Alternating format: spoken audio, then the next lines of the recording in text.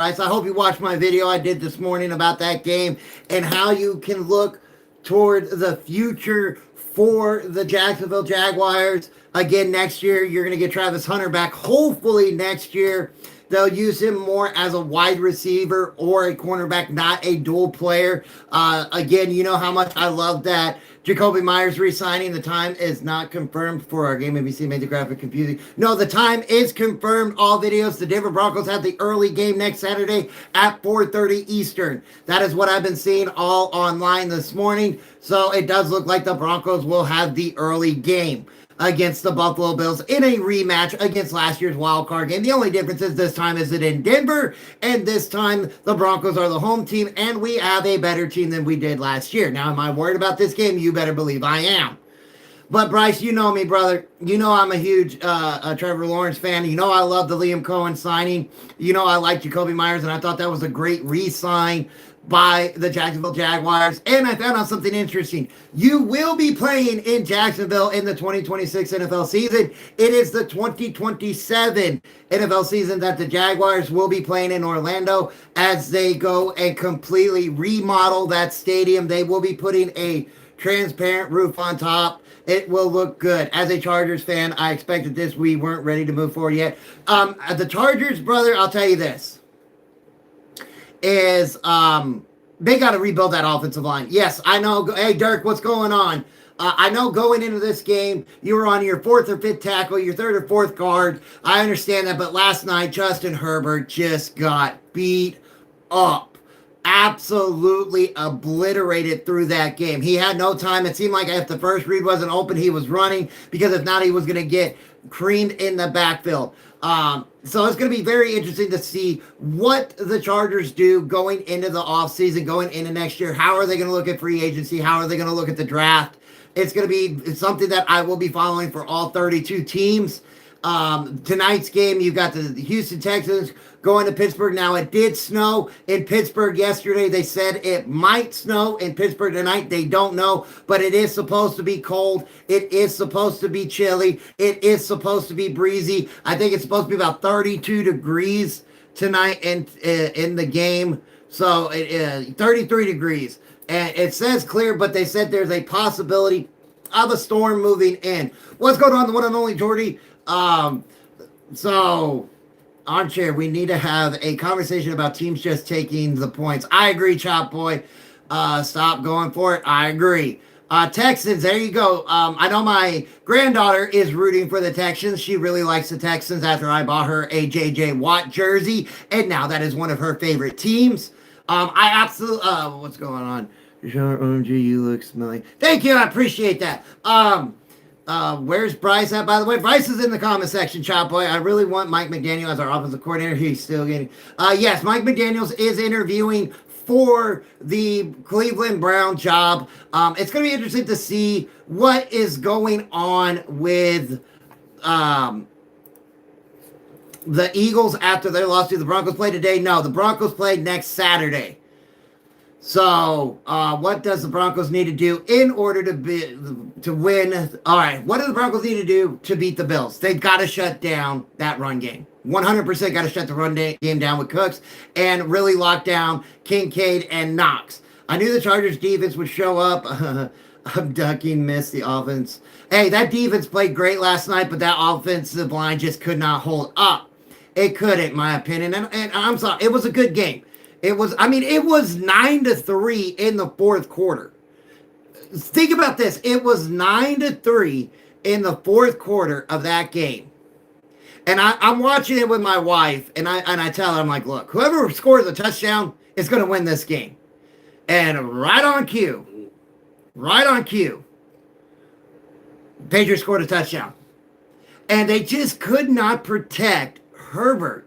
And y'all know I'm a huge Justin Herbert fan. And for the love of God, stop Josh Allen. Yeah, exactly.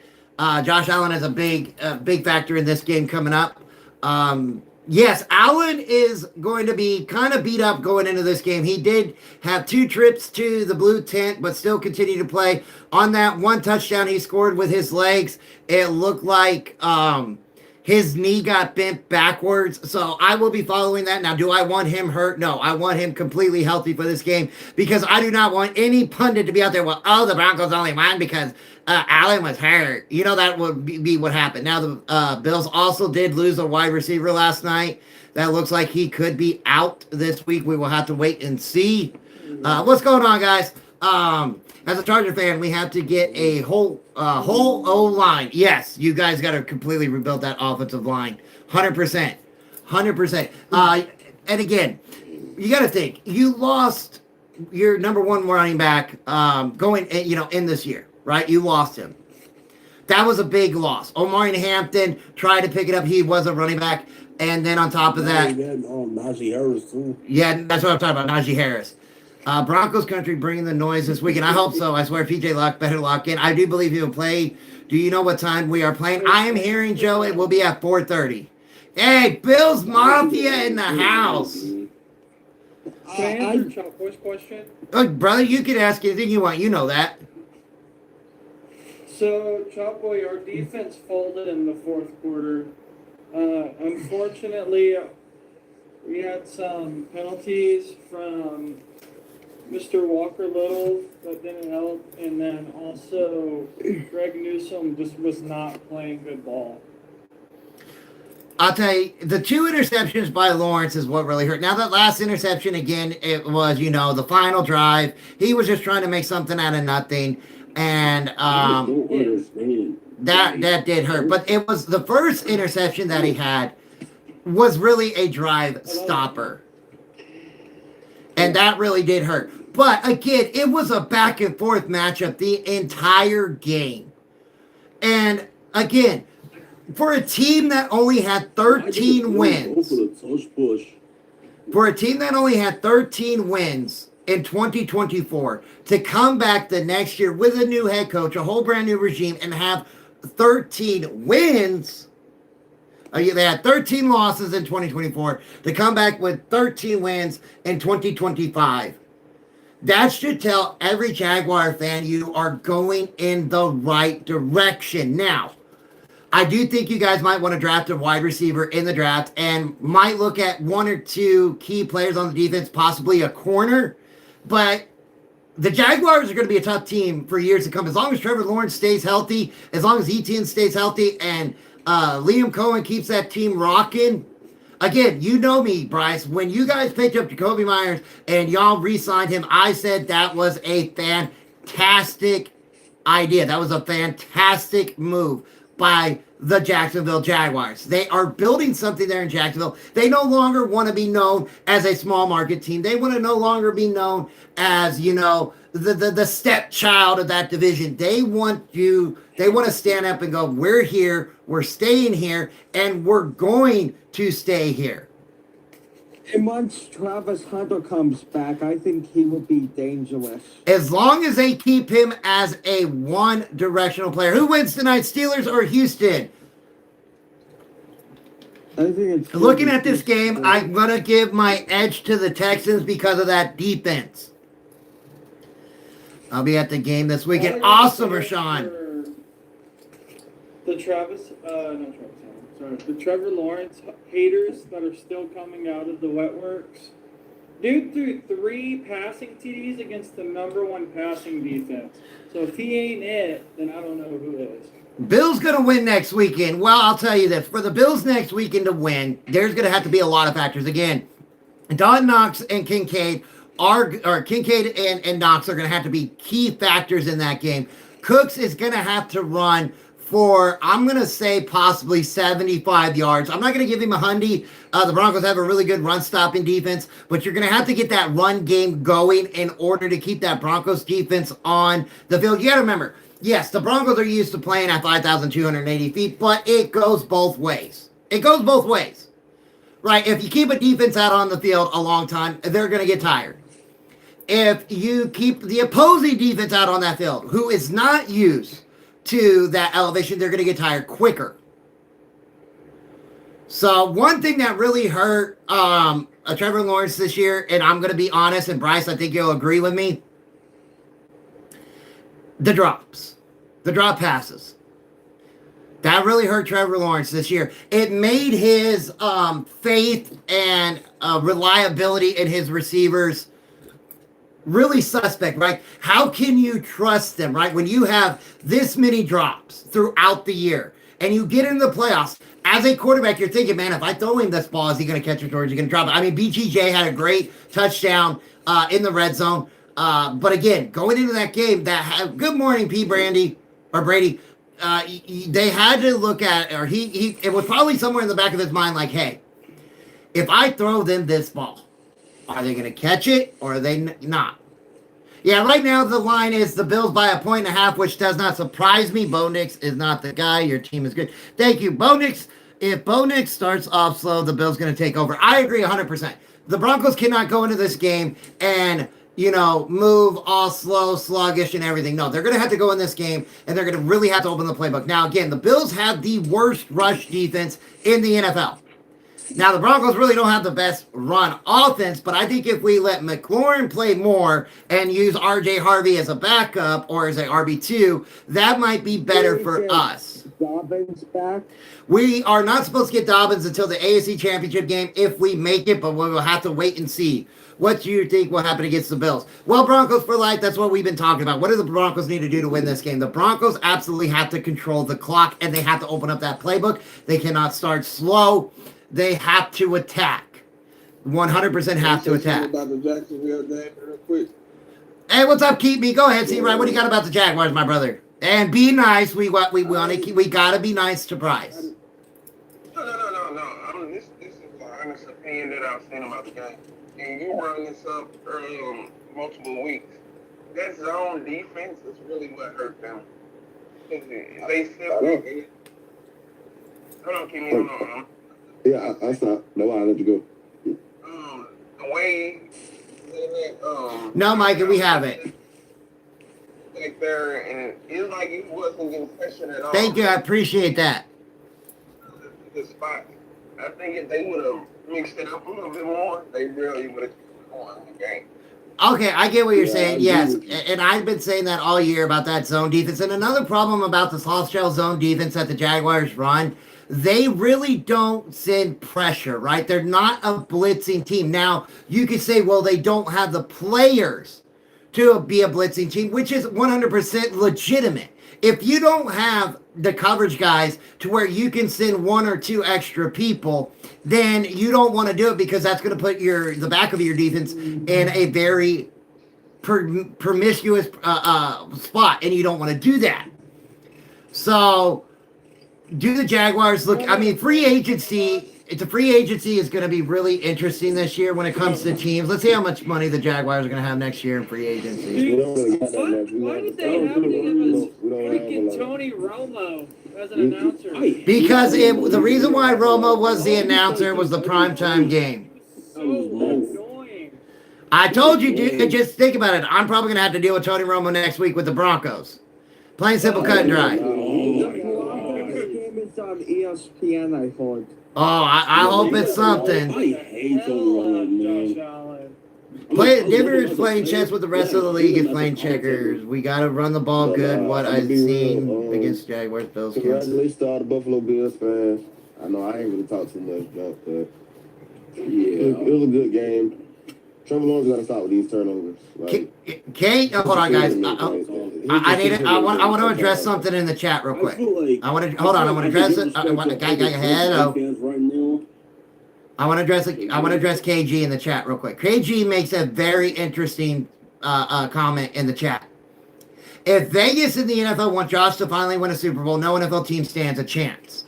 I want to talk about that real quick because that was something that I actually brought up to my wife last night. Number one, I'm going to make this perfectly clear. I do not think the NFL is rigged. Number two, if it were ever to come out that the NFL is rigged, I will be 100% devastated because this is a league that I followed and I've loved and I've studied for over 30 years. I love the sport of football. I love the NFL. I love everything in and out about it. And if it were to come out that the NFL was rigged for certain teams to become champions, winners, and stuff like that, it will absolutely destroy the credibility. WWE would be more popular than the NFL if that were to happen. Okay? WWE would be more popular if that would have happened. So I do not say the NFL is rigged. So, but again, I told my wife last night after the game, everybody has said this year is Josh Allen's year. Why? Because there is no Lamar. There is no Burrow. There is no Mahomes. Now, we've got the Buffalo Bills going into Denver, my team. Now, I don't care if the Broncos don't win the Super Bowl. I just don't want the Broncos to be one and done, being the number one seed in the AFC and get bounced in the divisional round. You want to bounce the Broncos, bounce them in the AFC Championship. You want to bounce the Broncos, bounce them in the Super Bowl. I don't care. I don't want the Broncos bounced in the divisional round. Now, we are playing the Bills, the favorite, the golden child, the reigning MVP, Josh Allen. And if there are questionable calls in this game, if coming up, and if there are blatant miscalls and blatant favoritism, you 100% believe. I will be emailing the NFL, I will be emailing ESPN, and I will be emailing everybody else and saying that this has got to stop. This has got to stop. Yeah, this has to stop. Because, again, as a fan, okay, Bryce as a Jaguars fan, watching that game, did you think that it was favors for the Jaguars or for the Bills? The only thing that I had a question on was the tush push that went for 10 yards because I didn't think you were allowed to pick up your Okay, I can explain that play 100%. I can explain that 100%. Going on. So that was a play that they were going to ban, not the tush push. Let me make that clear. They were talking about in the offseason banning players being able to be pushed from behind by all of other offensive players and extending the play, but they shot it down because of kickoff returns and stuff like that. That normally what happens. As long as Josh Allen's feet kept moving and they did not come off the ground, the play will continue until his forward momentum is stopped or he hits the ground. Oh, they came off the ground. Then the play should have been stopped. Like, he was like, yeah, it was bad. But I am not making excuses. I'm not making excuses at all. I'm saying right now. But nah, it's all right, to be honest. Like I just don't want them to be one and done. Why do the Broncos fan put their season tickets on the dashboard of their car so they can park in the... I love that one. That was great. That was freaking hilarious. Why do Bronco fans put their season tickets on the dashboard of their car so they can park in the handicap spot? That was awesome. I love that. You guys look like a kickoff to Teddy Swim. I love it. I love it. I love it. Hey, I'm gonna be honest.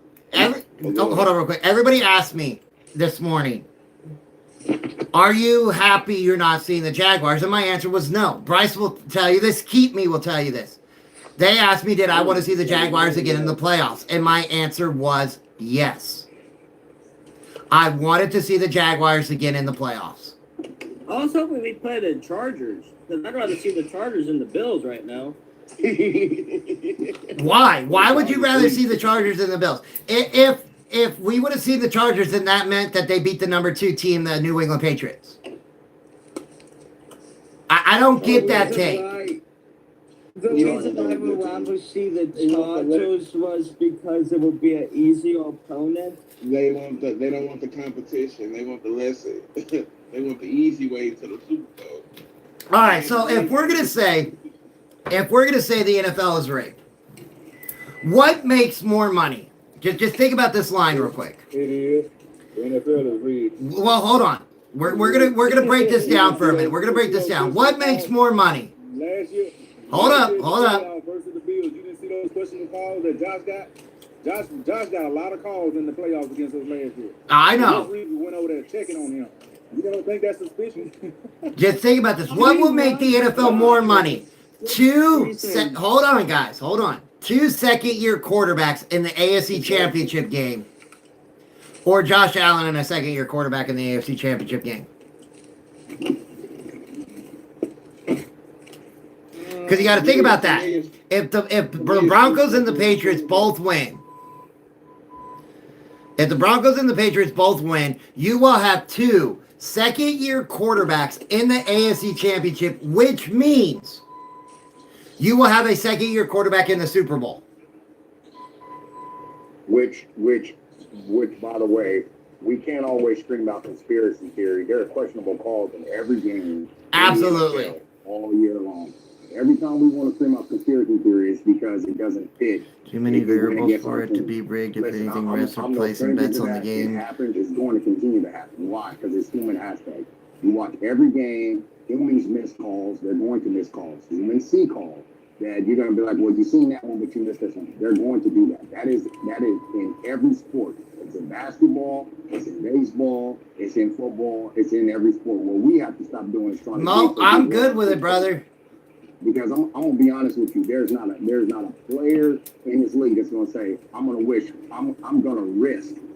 popping my Achilles, breaking my leg, tearing my ACL for a game that's rigged. I agree 100% with you, D. They do it in wrestling.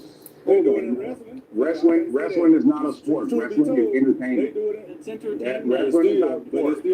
As a Jaguars fan, they exceeded our expectation this year. I can't be mad. A lot to build on. Saturn, you're absolutely right. Bills and Niners, I'm telling you.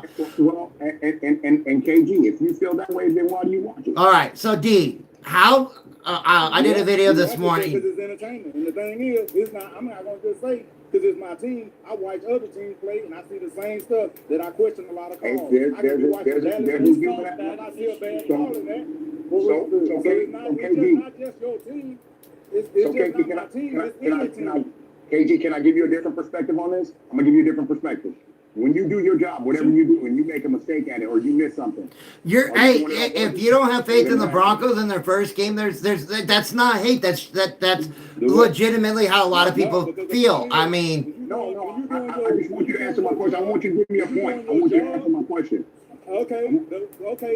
To the NFL, the referees, or they held accountable. If you go do the job, they actually are held accountable. They actually are. Raptor, I feel 100% the same way you do. If you go out there, they actually are held accountable. The NFL refs, just because you don't see it, the NFL refs get fined, they get suspended, they get all of the same things that the players get.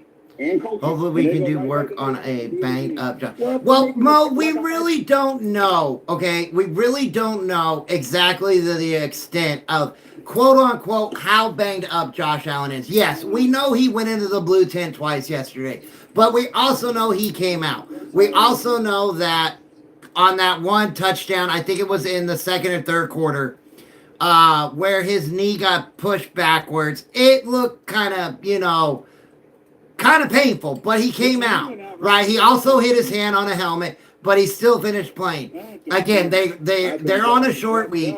Everyone is banged up. I get it. How do I feel about playing the Bills? This is a rematch game. This is a rematch game from last year. Let's see here. Coaching and defense is what is key here. Broncos have both. Denver has a legitimate shot at the title this year. I hope they do. I really do. Should the Bills should have said Allen for the... No! The Bills absolutely should not have sat Josh Allen for the rest of that game yesterday, because if they would have lost. If the Bills would have sat Josh Allen at any point in time in that fourth quarter, they would have lost. 100%. They would have lost, and the Jaguars would have been given the you played the better. I want to know why we don't put more questioning on these coaches that when their defenses are supposed to be playing as tight as they could. We don't because right now, like with the Jaguars coach and the Carolina Panthers coach, your defensive coordinators should be getting a lot of scrutiny for playing that soft shell. We talked about that already. I'll tell you there's one coach. Hold on. There's one coach in the playoffs that absolutely disappointed me this whole weekend, and that was Matt LaFleur. Oh my God, that was the biggest choke job ever. Matt LaFleur disappointed me so much. Do you think he's going to get fired? Ben Johnson say fuck him. No, they're already talking about extending Matt LaFleur. Oh God. I actually, according to Adam Schefter, when the team got back, the team's general manager and Matt LaFleur will be discussing about reworking a deal or working on a deal to keep him as a head coach in Green Bay. That is what I read out of Adam Schefter this morning. And I can tell you this. The Packers absolutely took their foot off the pedal against the Bears. You were up. Now, yes, okay, number one, McManus is gone. And to all the Packer fans out there, to Tom Grossi, I've already mentioned you in a couple videos, my brother. As a Broncos fan, I'm sorry you had to experience Brandon McManus the way we did. That was 7 points that were lost because of Brandon McManus. 2 field goals and an extra point. You have those points, you win that game. Oh, and by the way, if you don't miss that extra point, you're only down by 3. Marching down the field, and you could have tied the game. But, oh my goodness. That was something I didn't understand. Is why did we go for it on 4th and 2 instead of just taking the points? Armchair, check this out. You know all this stuff that's in question was and if it worked, we wouldn't be questioning nothing. You know what I'm saying? Like, hey, Bryce, I love you. Your team has been living on that edge all season, and that stuff's been working for them. That's why you went for it on 4th and 2. Well, you could say, well, hold on. We could say the same thing about the Chargers in the first quarter, right? When they got that turnover there at the 30-yard line, and they go for it on 4th down instead of taking the points. Yeah. There was a lot of questionable coaching, but my biggest one is Matt LaFleur, because you had such a big lead in this game. What was it, 21-6, 24-6 going into the fourth quarter? 21-3. Or 21-3 going into the fourth quarter. And you give up 25 points. That is on the coach. That is on coaching. That's on the whole staff. And to say, oh, we're going to bring him back when there are other coaches out there that are better. I'm sorry. But wait. I said this. Notice how the media is not jumping on getting rid of him. Nope. They were jumping on getting rid of Harbaugh, get rid of Tomlin. I don't like that. I don't like it either. And now they're on the whole thing about tonight, if the Steelers lose, then the Steelers should get rid of Tomlin. And Matt LaFleur lost. I'll tell you this. I would love the Broncos to be in the Super Bowl. I just don't want them to be one and done. We need to stop the hurt as a top 5 quarterback debate. Well, let's think about this real quick, Braxton. Let's think about this. On that 4th down play last night, or yesterday against the 49ers, everybody on that offense was perplexed on the call that the OC called. Now, are we going to talk about firing Sirianni? I mean, as soon as that game ended, I saw so many posts online of firing Sirianni. The guy that just won you a Super Bowl last year, you want him gone. Right. Now, if there is one player on that team that is not going to be there next year, that is A.J. Brown. That dude completely quit. He had 2 crucial drops into that game. I don't care. Can I say He gave up. Can I say this on here? What's up, my brother? The call wasn't actually a bad call if you consider who they called it against. This 49er defense, and you know I'm a Niner fan all day long. That 49er defense had gave up big yardage on that same play all season long. So what he did was he played the odds with that call. He ran a 4 verse. But what he didn't bank on was they didn't have Winters or Bethune in there. They had a veteran linebacker by the name of Hendricks in there who actually knew how to stay disciplined in his drop back line. Hey, Jordy, I'm going to drop you real quick, Jordy. Bro, I'm just going to drop you real quick, Jordy, okay? I agree with that. All right, come on in, brother. Give us your take. What do you got? All right, there you go. What's your take, brother? A couple of minutes here. I just want to say that going into this game, I'm a Niner fan. Obviously, you guys know that. I completely thought the jig is up. The Niners are just out of players. They are out of bodies. They have nobody else that they can throw out there. They got me and you out there playing linebacker armchair like this. Have a good day. But You too, all videos. The Eagles just completely fumbled the ball. Hey, Jordy, come on back in, brother. For lack of better words, they should not have lost that damn game. In terms of rosters on paper, obviously the Eagles roster is way better than the 49ers roster at this point in time right now. However, I will say, with that being said, it comes down to the question now, do we continue to build these star-studded rosters like the Eagles, like the Broncos, like these all-star rosters, when all you got to do is just find guys that just love the game? That's what it came down to. Like, they did everything in their power to win that game, at least the 49ers did. And it goes to show you that the Eagles were just completely out-coached. They were outclassed. They had no answers near the end of that game. That second half, they couldn't do anything. They were just out-coached that whole game. And it just goes to show you that, man, sometimes you don't need A.J. Brown, Devontae Smith, Saquon Barkley, Cooper DeJean, all these all-stars on the team. You just need guys that just love ball. I mean, look at the Niners right now. They got George Kittle taking pay cuts. They got Fred Warner taking pay cuts. I wouldn't be surprised if Nick Bosa takes a pay cut too, just to keep certain guys around and keep building around these certain guys. It's just the Niners select a certain type of player. They don't select the greatest prospects of all time. They select guys that love football. The buy-in will go out there and they'll give you everything. They're not going to hold back. Because look at Malik Mustafa. This is one thing that I love about Malik. He may miss some tackles, but he's going to make those mistakes at 1,000 miles an hour. And that's what I love to see out of Malik. It's like he's going to run downhill and he's going to try to hit you as hard as humanly possible. He might miss, but you're damn well straight that if he's going to miss that tackle, he's going to make sure he's flying at you doing it. And that's just what I love to see. Is that hold on real quick. Hold on. I want to answer this question for Jordy. I'm going to answer this question for Jordy real quick. Nothing really happened to Saquon. I mean, Saquon had 106 yards rushing, right? Devontae Smith was their leading receiver. If we want to blame any of the Eagles receivers, we got to straight up blame A.J. Brown. A.J. Brown. That he only had 25 yards receiving. Let me say one thing. I'm gonna let you have it, Demetrius. All right.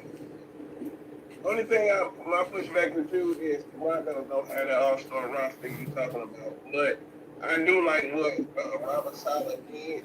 Their offensive coordinator, Jordy. He dialed up some pressure against Jalen Hurts because he knows he can't throw against the middle of the field. Mm-hmm. So he run some extra. He run that line, his line. And me and Demetrius talked about this all season. The man cannot throw against the middle. And that was a good coaching by Saleh.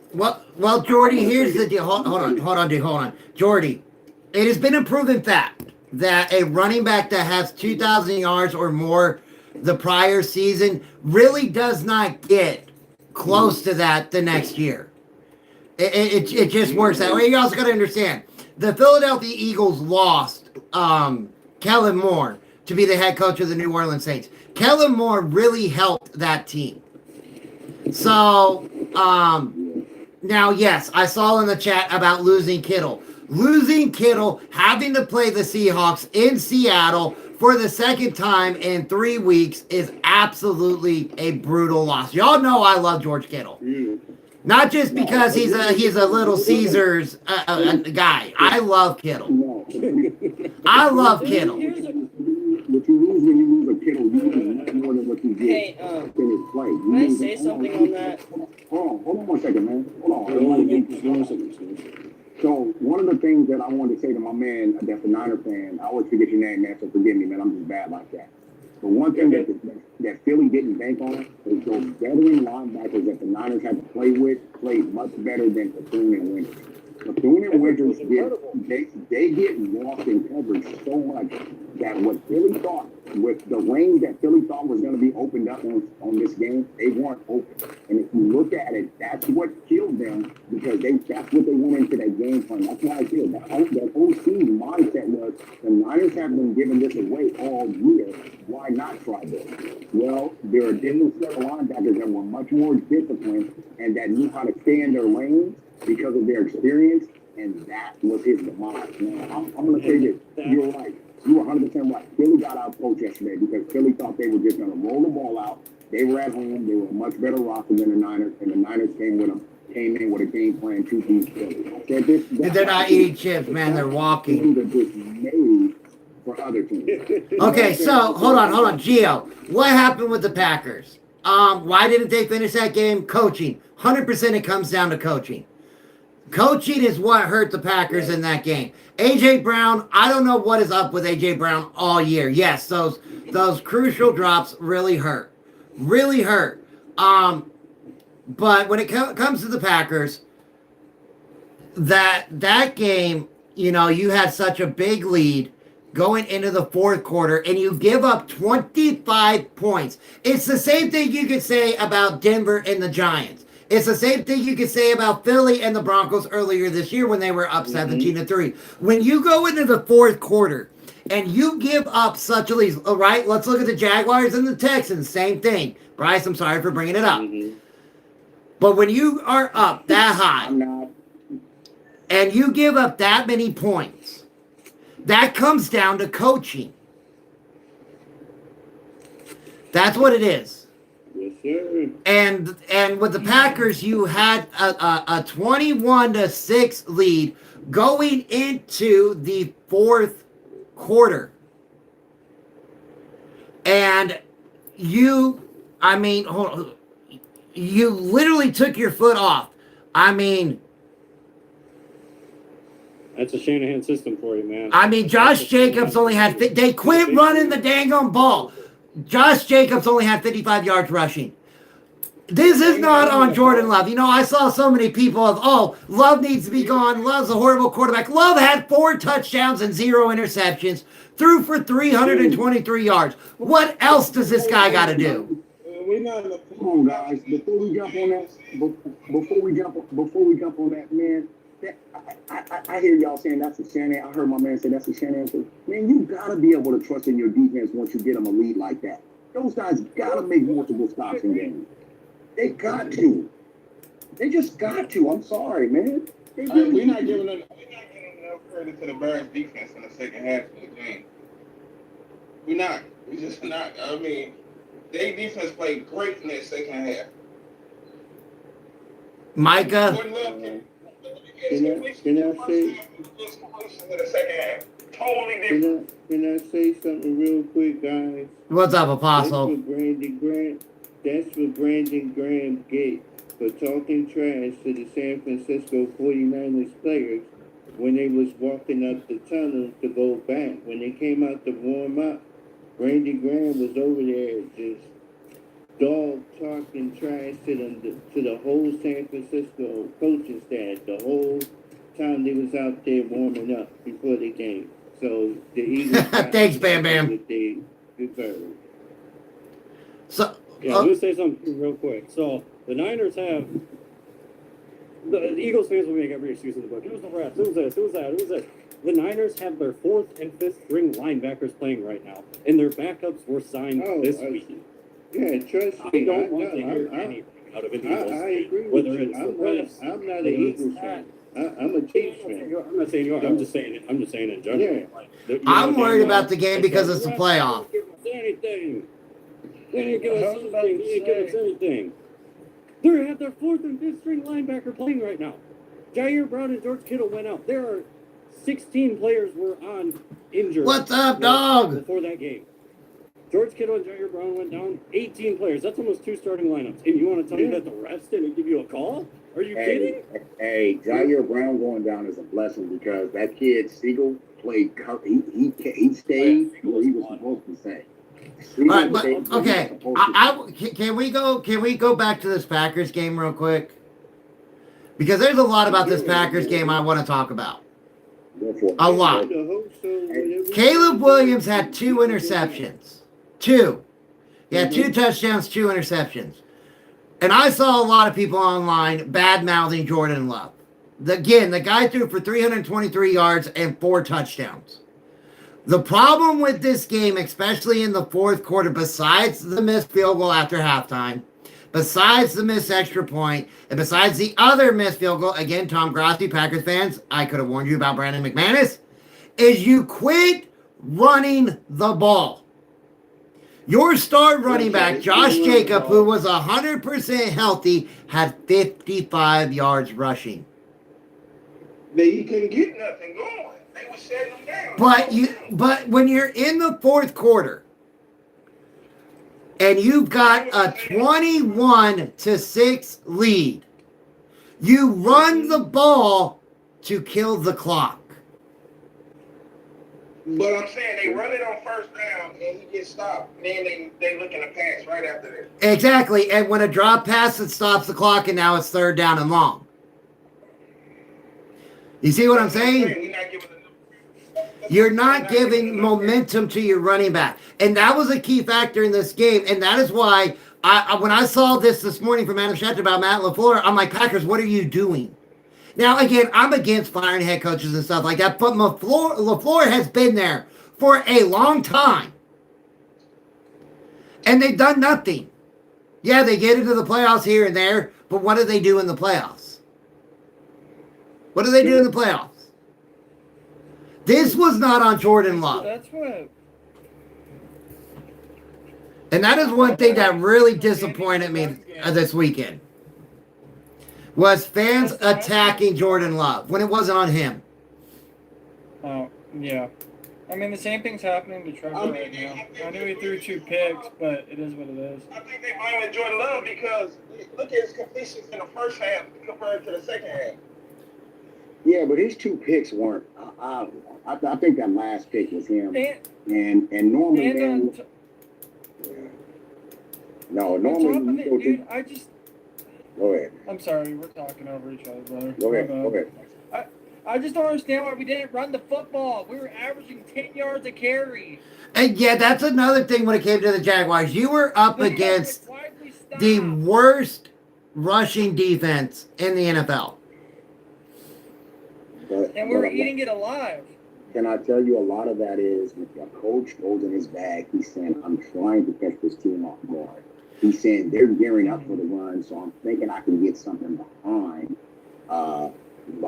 their secondary because they're gearing up for the run.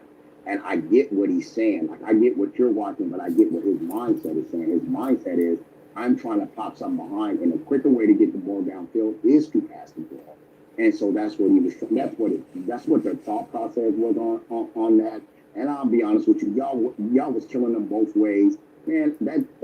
Look, I know we all gonna sit on our Monday morning in our armchair quarterback and get in our bag about why something didn't happen.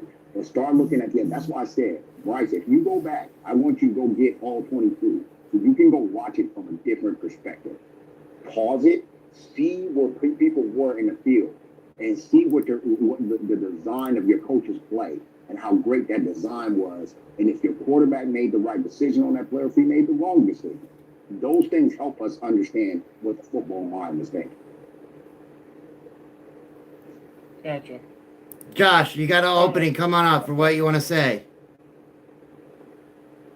But this dude in the chat that's sleeping on Josh Allen, don't sleep on him. I'm just saying, in that Birds game, Who is man, sleeping? they had Josh Jacobs in the box. Y'all gotta go watch it.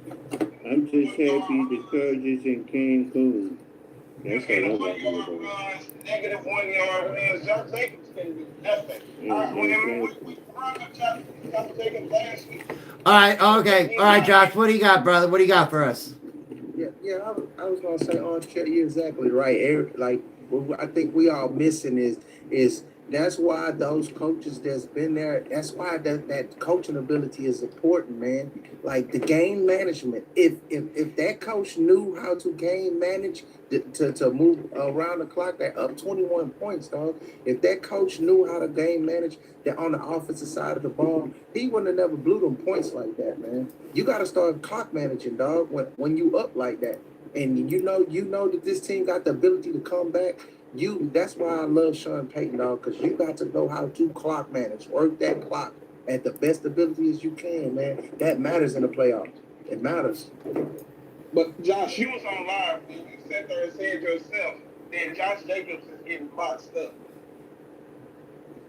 Yeah, he was getting boxed up, but still, you got to utilize him. I ain't never seen him do it. I ain't never seen him do a screen pass. That's what most of them backs be dangerous at. Pat coming out of the backfield, passing it to him. I just kept seeing Jordan Love go deep. Deep. Running the ball. We was talking about as running the ball. He's not running the ball. We was talking about that. Yeah, Hey. So what I'm doing, guys, is I'm trying to hold on. I'm trying to bring up as many people as I can, so I'm shuffling through and everything, trying to get as much people as I can. So if I disconnect you, that doesn't mean I'm upset or anything. It's just I'm trying to bring up as many people as I can so they can get what they want to talk about, and if that's okay with y'all. But Matt LaFleur, I think Matt LaFleur should be gone. He lost 3 straight playoff games. Like, I mean, how many more you gotta lose before you're fighting? The thing about it is, man, you know this team got the ability to come back on you, dog. Like you have to grind up. I got an opening for you now, little monsters. I know you want to say something. Hey, good luck to Bills Mafia as well, man. I hope it's a great game. I really do. I really hope we come out winning. Again, I don't want the Broncos to be one and done in the playoffs. I have a lot of respect for Josh Allen. I do. And do I worry about this game? I do. I mean, I'm not going to be one of those that, we're going to cakewalk this game. No, that's not me. That has never been me. It's like I told my wife last night when I found out that, yeah, we will be playing the Bills after the Chargers loss. I was like, now my brain goes into coach mode of, okay, what do the Broncos have to do to win this game? What do the Broncos have to show up and do? Man, we gotta the first half. We gotta do it. Absolutely defense. Do what the Jags did the first half. The Jags could not get to Josh Allen, dog. That front four could not get to. Make Josh Allen uncomfortable. They speed him up. They slowed down the run. Don't give me that. Don't get that wrong. But they could not get to Josh Allen. And what I've seen, Josh Allen, he is not 100% healthy. He's not. When he took off running, when he was open and he took off running, he couldn't even run full speed, dog. So that lead to tell me that I believe our front four got the chance to get to him at least 5 to 6 times this game. KO Arani, do you want up? I got an open spot. Even if you get to him, the problem with that Jacksonville encounter was getting to him wasn't it, but it was getting the ball back and doing something with the ball. This is where Denver has to take advantage. Getting to him is one thing. And once you get that ball back on your offensive side, you got to 2 clock and put points on the board. You're going to have to do that consistently.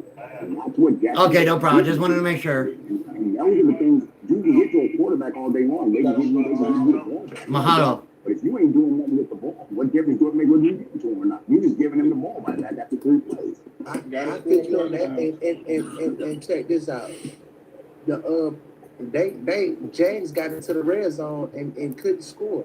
I believe we could score in the red zone, though. Well, that's what happened with the Chargers last night, right? That's one of the reasons why the Chargers lost, was they got into the red zone and didn't score, especially early on. When they went for it on 4th down in the red zone instead of going away, you can't do that in the playoffs, right? There is no tomorrow in the playoffs.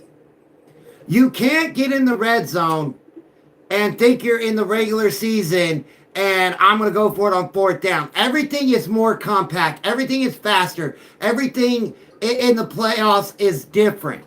And we saw that yesterday with the Chargers, with the Jaguars, and other teams, that they were sticking, and the Packers, they were sticking with their regular season script, their regular season play style, instead of realizing that, wait a minute, there is no tomorrow if this doesn't work.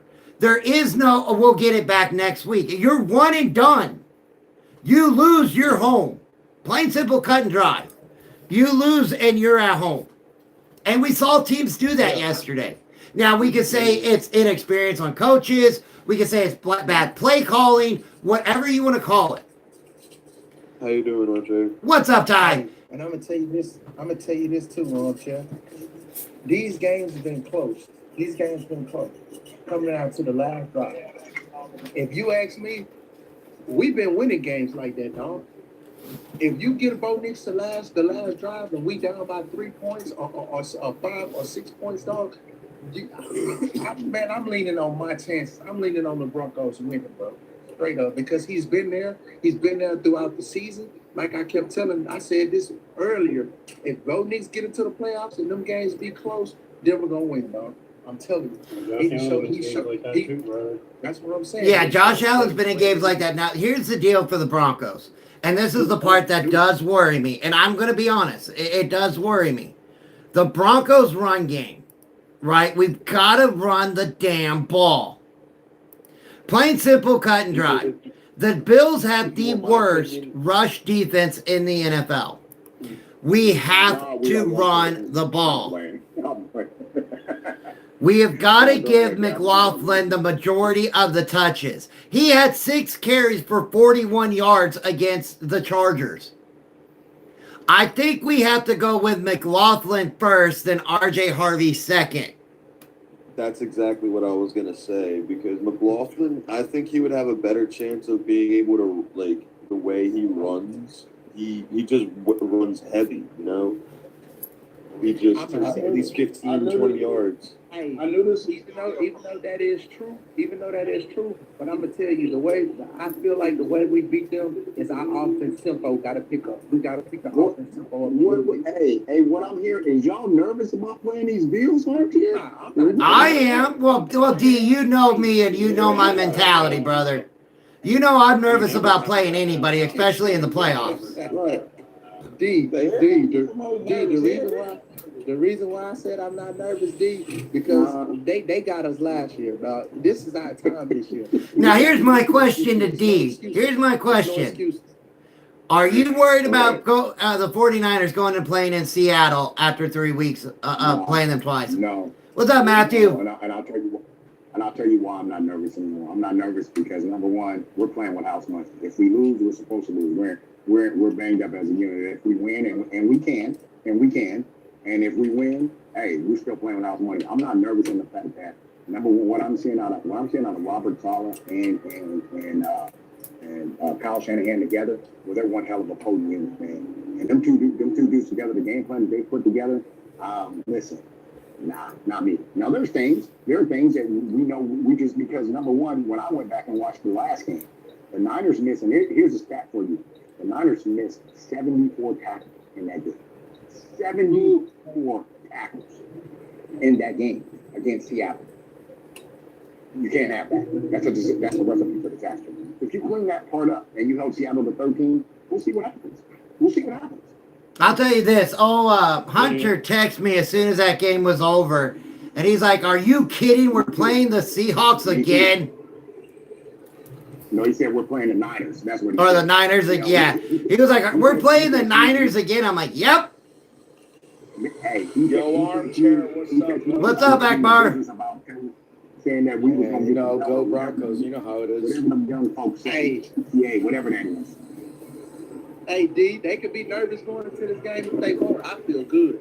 So, Armchair, I want to ask you, how you feeling, bro? How you feeling about playing the Bills? You liking it or what? Okay, so I am nervous. I'm not going to be a fan that says I'm not nervous. And I am. This is a second-year quarterback going up against Josh Allen, right?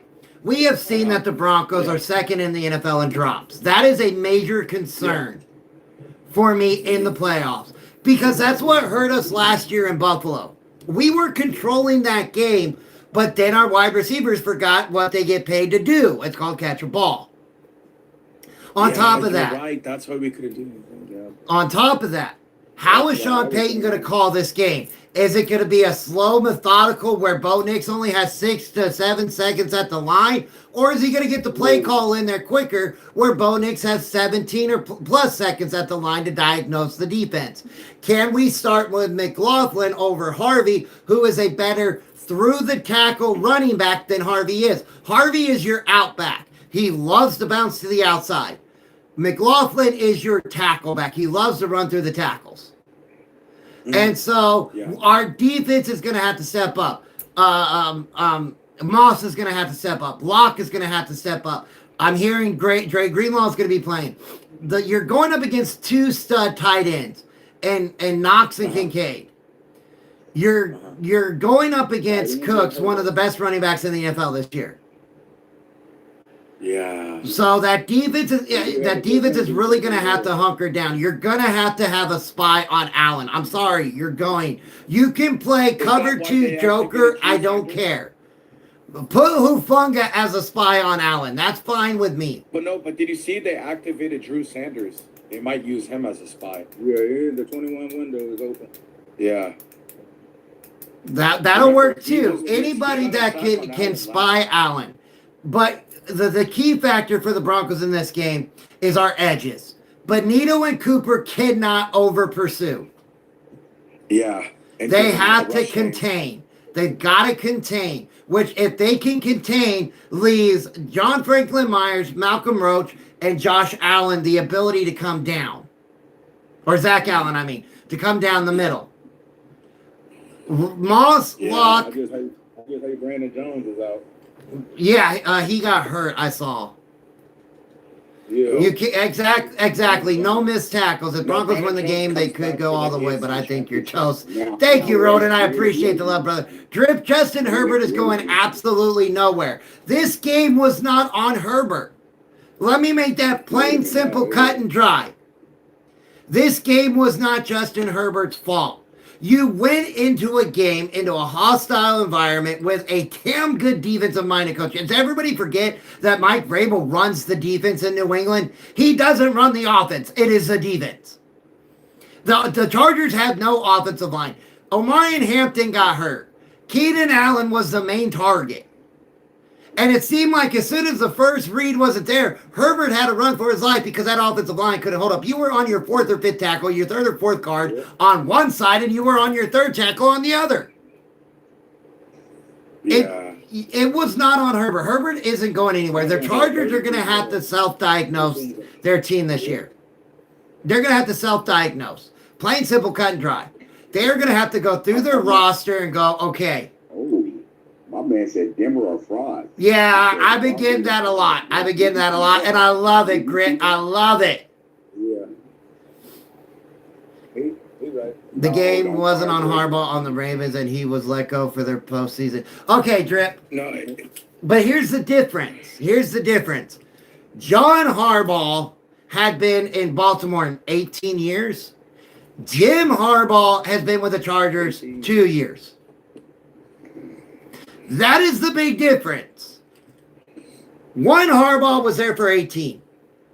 One Harbaugh's been there for 2 years. And he's had to clean up what the last regime had. Sean Payton has been there 3 years and has had to clean up from the old regime. Nathaniel Hackett seriously damaged this team. John Elway seriously damaged this team. He did. Mm-hmm. A lot of Bronco fans may not want to admit it, but I will. John Elway and his draft class, his draft picks and everything seriously damaged this team. Yeah, I agree, bro. And it has taken years. Paying Russell Wilson all that money.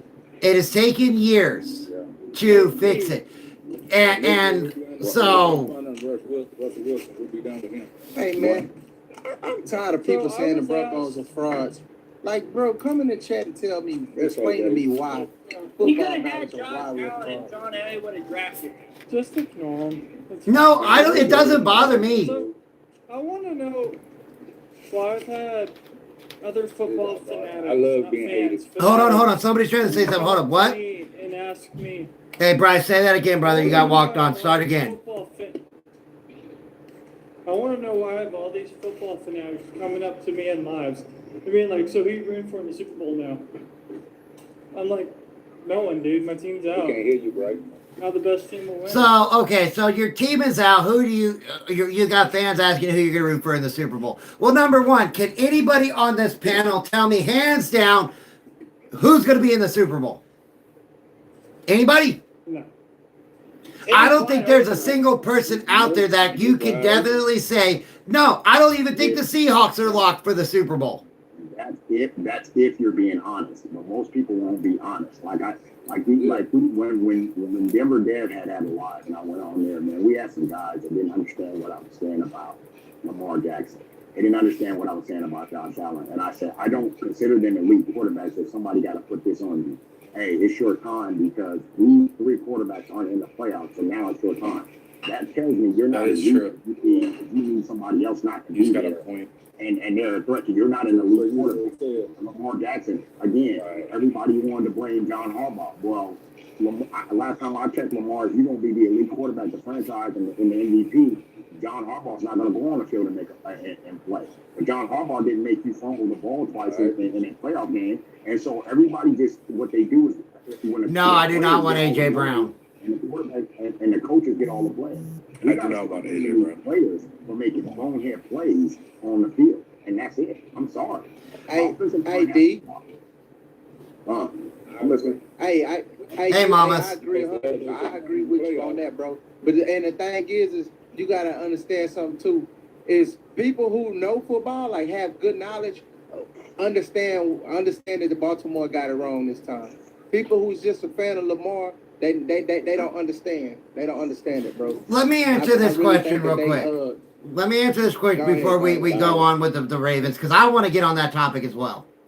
You're saying that if the Rams lose, you can't see anybody else but the Seahawks making it to the Super Bowl. I disagree. Look what the Bears just did. Look what the Bears just did to the Packers with a second-year quarterback. Okay? The Seahawks barely beat Phillip Rivers by only scoring field goals. Oh, and by the way, it had to be a 60-yarder to win the game. This playoff is different. I'm sorry, guys. It is different. There are no clear-cut winners that you can see make it to the Super Bowl. It is wide open for every team. I've been saying that too, man, and a lot of people don't understand something. These young quarterbacks, they not folding. They not folding, bro. They not folding for none of these quarterbacks that's been there, bro. That's why I say, man, I take my chances with my quarterback, dog, because they not folding. Let's think of something real quick when it comes to the Seahawks. Let's think of something real quick. Because I know playing in Seattle is absolutely brutal. I know that. The 12th man lives in Seattle. But there's one game that sticks in my mind, and it has been there since October, with the Seattle Seahawks and the Houston Texans. If the freaking Texans had started their rookie running back who's been running up and down on people, the Texans would have won that game. If they would have started Woody Marks. Because the Seattle Seahawks had 4 turnovers. One was a strip sack fumble recovered for a touchdown in the end zone. The Seahawks did not play great offensively in that game. They didn't. And so, again, when you look at this year as a whole, there's games the Broncos didn't play great. We didn't play great against the Jaguars. We had too many turnovers. We didn't play great against the Colts. We had too many penalties. We didn't play great against the Chargers early this year. We had too many penalties. We did not play great against the Chargers in the last game of the year because we played the most vanilla-style offense in the history of the NFL. There are teams that you can pinpoint and go, well, this game looked good, but man, that game right there, I don't know how you got this from that. And so when you look at these playoffs, yes, the 49ers go to Seattle. But am I counting out the 49ers? No, the walking mash unit could go right into Seattle and come out victorious. They can. If you don't get the Sam Darnold you need to get, and this is a key factor for the Seahawks, if you do not get the Sam Darnold that you thought you were getting, you're going to lose this game. The key factor for Seattle winning is on Sam Darnold. Not on their defense, not on their run game. It is Sam Darnold. What Sam Darnold are you going to get? Are you going to get the Sam Darnold that got you the number 1 seed? Or are you going to get the Sam Darnold that almost lost to Phillip Rivers, that almost lost to the Texans, that lost last year, even though with a different team? What Sam Darnold are you going to get? Same thing with the Broncos. What Bo Nix am I going to get?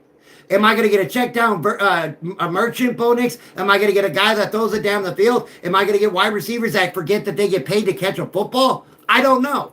The 49ers, is the walkie mash unit going to catch up to them? I don't know. The Rams, is old Father Time, Matthew Stafford, finally going to figure out that, hey, I'm almost 40 years old and go, I don't know. I don't know. Are the Bears, right? Are the Bears? are their cardiac comebacks going to keep them going all the way to the NFC Championship game? I don't know. The Buffalo Bills, their defense is one of the worst defenses in the NFL, but can Josh Allen turn it around for them? I don't know. There are so many factors. ARMCHAIR, bump all that. Bump all that. Y'all the number one seed. It's time to stick your chest out and say, you got to come through Denver. You got to beat us to take this from us. That's it. Bump all that. Bump being humble. Bump being, I ain't telling you that you're going to cakewalk Denver. But bump being humble about it. Put your chest out. You did not stumble upon the number one seed. Your defense has been playing number one defense all year long. And he does have a point. And I'm going to tell you right now, and me as a Niner fan, my AFC choice for Super Bowl since week 9 has been the Denver Broncos, and I'm standing on that. Fuck being scared of Josh Allen. All y'all got to do is move the ball, chew up clock, and make sure you're getting 3 to 7 points every time you touch the ball. That's it. That's it. That is true. Bump all that being scared of Buffalo. Y'all got way too much offense to be scared of that Buffalo defense. And the only reason why the Jaguars didn't beat Buffalo was simply this. When they got their hands on the ball, they did not capitalize enough when they got their hands on the ball. I agree. And it's not the point that I'm scared. I'm just trying to get the point across that there is no clear-cut team on the AFC or NFC side that you can say he's going to the Super Bowl, right? I love the Texans. I do. I love DeMeco Ryans. I have not shied away at how much I think Will Anderson Jr. is a generational player.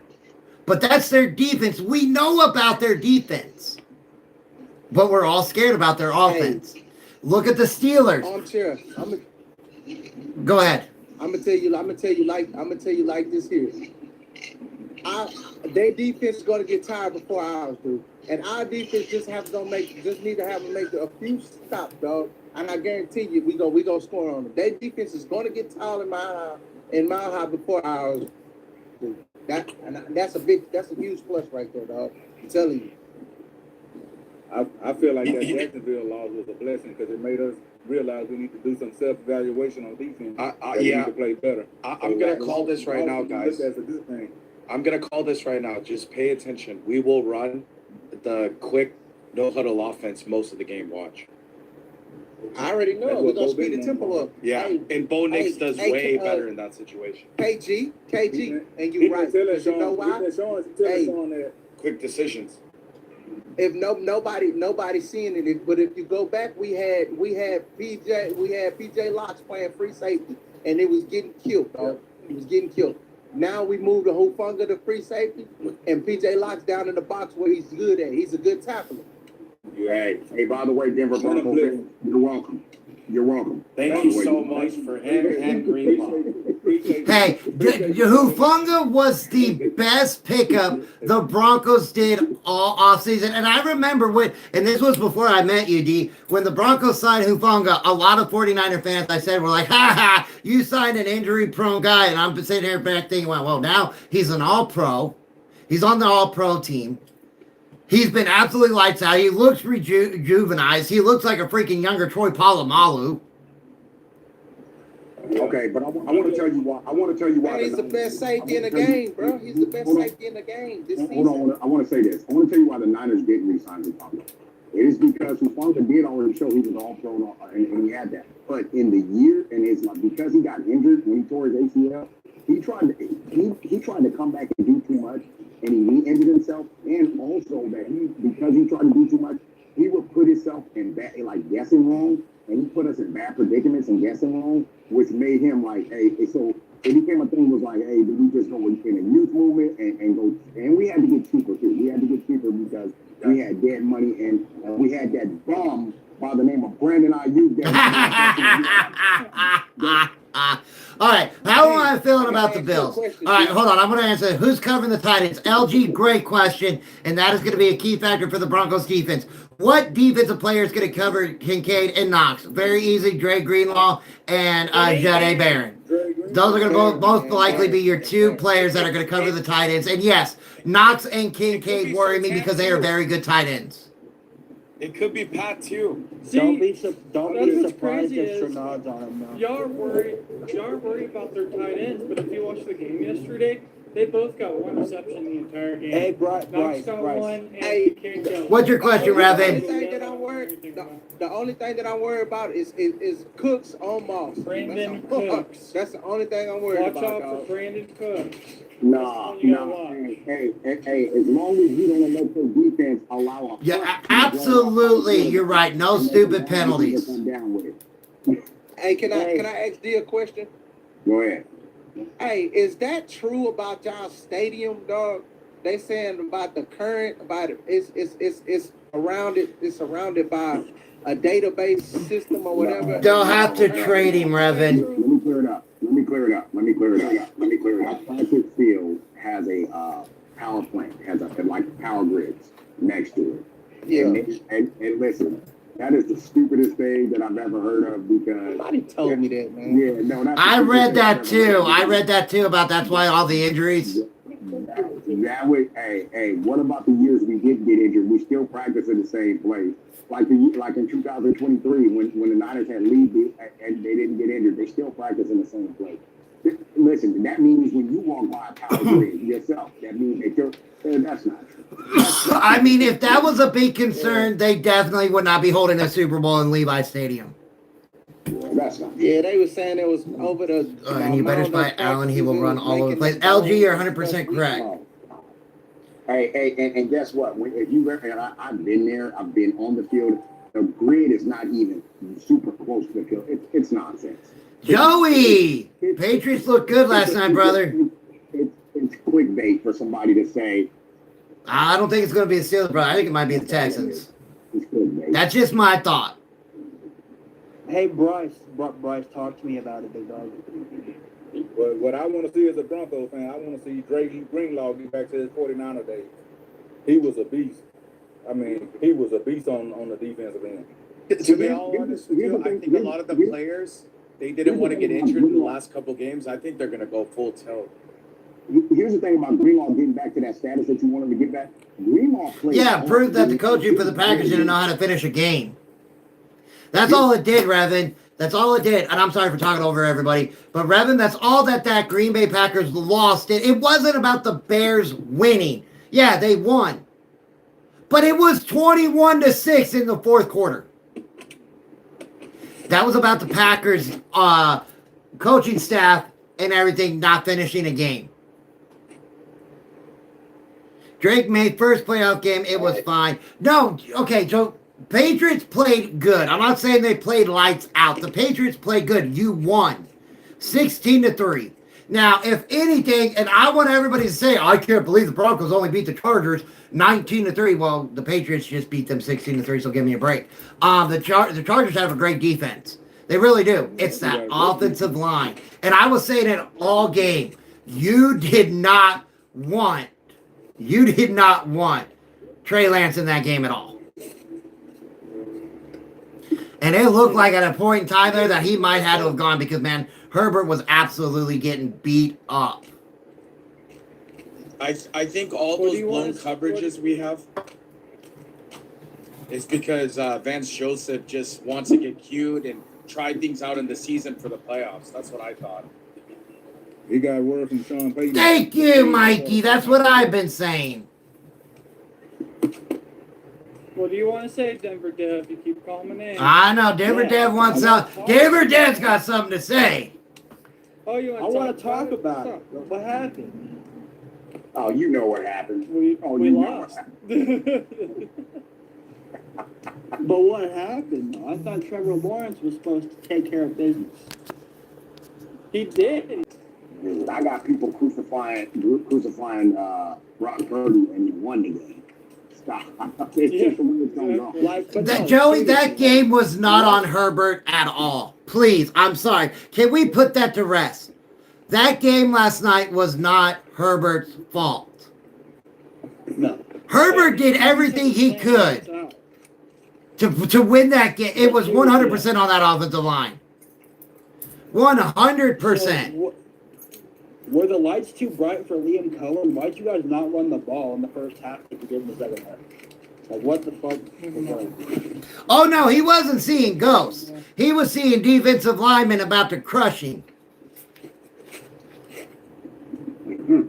I have no idea why we stopped Dimitri, throwing do ball. we think the Bears can win since the Niners lost George Pickens? Who? For the Niners. What about it? We We lost are him in that game. You We are George can give Kittle, the not Bears George the Kittle. advantage. The Bears and Niners don't play each other. The Niners play the Seahawks. You think they're going to win with the defense they played last night? So who y'all think gonna win tonight? I've got the Texans. You picking the Texans because of their defense, but their offense is garbage. I know, but defense wins you championship. As I said, D, you remember me saying this last week, right? Steelers win this game, man. Steelers win this game. CJ Stroud has to go into this game knowing he does not have to win this game. CJ Stroud has to go into this game and say, I do not got to win this game. I just can't lose it. Yeah, I just gotta play clean. I just gotta hit. I gotta hit timing, passing, outside, and keep Steelers defense on the field. That's it. He can. This is gonna be a heavily relied on Jaden Hogan. I can say it. He almost gave So, that last game to the coach. The last game of the season, CJ had a bad game. To answer your question, Denver Duff, D answered it kind of correctly. It was we were trying to fake out for big game. So we stopped running the ball to see if they would take the bait.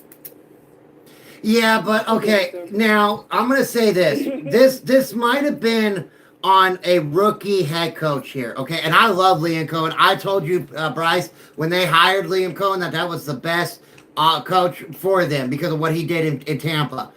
But you could tell the pressure was on Liam yesterday, and rightfully so. Rookie head coach. Oh, 100%. A more veteran head coach would have known. A more veteran head coach would have known going into this game. They're going up against the worst rushing defense. You got to keep running that rock. You got to run the rock. And Etienne is a very good running back. Etienne's the one guy. If we That's don't, the one carving them up. JK won't be back, I hear, until AFC Championship game. I'm not gonna lie. I think our key to success, I get people are so heavily reliant on offense and defense. It's gonna rely a lot on Marvin Mims in the return game. No, it is this game with the Bill or Marvin Mims. Okay, this game with the Bills is actually gonna have to rely on McLaughlin. McLaughlin is gonna have if JK is not able to go right because there have been some secretive reports coming out of Denver about J.K. Dobbins and his health that there is a slim possibility he could play this week. Slim, not much, but slim. If he cannot play, you have to start McLaughlin. And I'm sorry, Pat Bryant is going to have to be in the slot. I heard also that he might be able to play this week. I think we need to get the special team return game going because if Mims can get us out to the 40-45 on every return, we're going to be set up in a beautiful position to even go get points. Kaylani, I agree with you 100%, and that is something that is coming in. You know, he's a rookie running back, right? RJ's a rookie running back. He's used to where he was at in college to be able to bounce outside. You really can't do that in the NFL. You've got to. He's not patient. It's going to take a couple of years. It's going to take him another offseason, right? So again, McLaughlin, I think, is our better back to go forward with this one. How about them pass all the people saying they were first round exit? Wasn't pretty, but got the win. Taylor, I did not say the Patriots were first round exits. I had them winning this game. I get a lot of people like, well, they didn't play anybody. I understand that. I understand everything. You can only play who they put in front of you. And you all have one of the best defensive-minded head coaches in Mike Vrabel, who I absolutely love, by the way, and thought that the Titans getting rid of him was probably the worst decision the Titans have ever done, besides getting rid of King Henry. The Patriots have a solid defense. Now, I am worried about Christian Gonzalez. He did get banged up. If he's in concussion protocol, he might not be able to play next week or this weekend. That will be a huge loss for the Patriots if Christian Gonzalez cannot play. Huge loss. So, Well, and my thing with the Patriots is, again, I'll give them their flowers. They won the playoff game, cool. But the defenses are only going to get tougher from here, and they only put up 16 points on the Chargers. I don't know where I see them being. Joey, I get the next man up mentality, brother, but Christian Gonzalez is just one of those players. Christian Gonzalez is a player that offensive coordinators have to scheme for. When he's not there, that completely changes how you run your offense. It's kind of like Pat Surtain, PS2 for the Broncos. When he's not on the field, you can scheme your offense completely different. But when he is on the field, now you got to change how you're running your offense.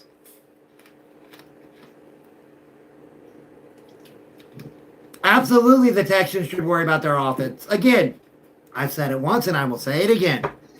CJ Stroud has to go into this game tonight knowing he does not have to win this game. He just cannot be the reason they lose. And what that means is smart football play. Know when to throw it away. Don't force anything. Get the running game going with Woody Marks. Do a bunch of play action, right? Get him onto some rollouts. Something that gets him out of that pocket. Because you know on the opposite side of the field, Aaron Rodgers is not mobile. He's not. So see, Will Anderson Jr. comes around that corner, 9 times out of 10, Will Anderson Jr. is going to get a sack. This is Pittsburgh weather. Houston ain't gonna ready for this cold. Defense, okay, so defense travels in weather. It's the offense you got to worry about. So here's the thing, right? If I'm the Texans, as dumb as this sounds, I'm attacking TJ Watt's side. He's playing on a long and a quarter, and that cold weather is going to get to him, and he's not going to be able to breathe. I'm attacking TJ Watt. Sunday. He did good Sunday. Didn't even get a pick. The Bears play the Rams next in Chicago. And I was right. It was a snow game, but the snow showed up 30 minutes before the game. Everybody's like, it's not snowing in Chicago. I don't know what you're talking about. Oh, it snowed just 30 minutes before the game. It was snowing. Yeah, it was snowing in Chicago. It was snowing beautifully. I have a question. What's your guys' best game of the week so far? Oh, of this weekend? Yeah. I'd have to say the Rams and Panthers. That was a heck of a game. Yeah, I like the Rams and Panthers game. I really like that game. What did I say? Didn't I tell y'all that the Panthers was my? Yeah, you did. You did say it. You did say it. I'm gonna give you flowers. You said it. The Panthers didn't take game one. What the Panthers did was the Panthers in that last drive went to that prevent freaking defense. Oh, and it prevents you from winning. You and I both, as defensive-minded guys, cannot stand that defense. That was a beautiful pass from Matt, though. That pass was nice. But guess what? I'll give Matt Stafford that pass. But if they would have been bringing that same pressure that they brought all game long, that he can't even see that. He wouldn't have been able to see that. Yeah, Matt Stafford missed some throws in that game, but Go Pats, the true one seed. I love it. Over here in my other chat, I've got Go Pats, the true one seed. Well, you would have been the true one seed if you didn't lose to the worst team in the NFL. And I get it, it was week 1, but you still lost. Raiders. The Raiders. Man, I can't wait to see that movie about Al Davis and John Madden. I'll pass. Nikki, let's go Buffalo. We got Buffalo. We got Bills Mafia in the house. So, do you think if we get a petition, can we get Tony Romo off of announcing? Oh, I would love for Tony Romo to be gone because he's annoying as hell. Hey, no. First petition we got to get is Stephen A. No nothing off the air. Put Stephen A. in the announcement booth. Stephen A. No nothing. Dun dun. Dun dun dun dun dun dun dun dun dun dun dun dun dun dun dun dun. All I hear is, the reason I got the book, Lee, man. I got the book. We got it right there. Bro, I can't believe Don't you count like out that. Josh Allen. See, that's the one thing I want to talk about. Josh Allen and the Bills showed the Eagles how to properly run the tush push. Oh, that's great. Denver Devin, you know it. And You can't lift the QB off the ground. First of all, if you They carried his ass. if you go back and watch the play though, then they should have been flagged for false start. The guard left super early. He left super early and got away with it. Hey, it's only a penalty if you get caught. QB and carried him. You know, here you go. Here's the deal.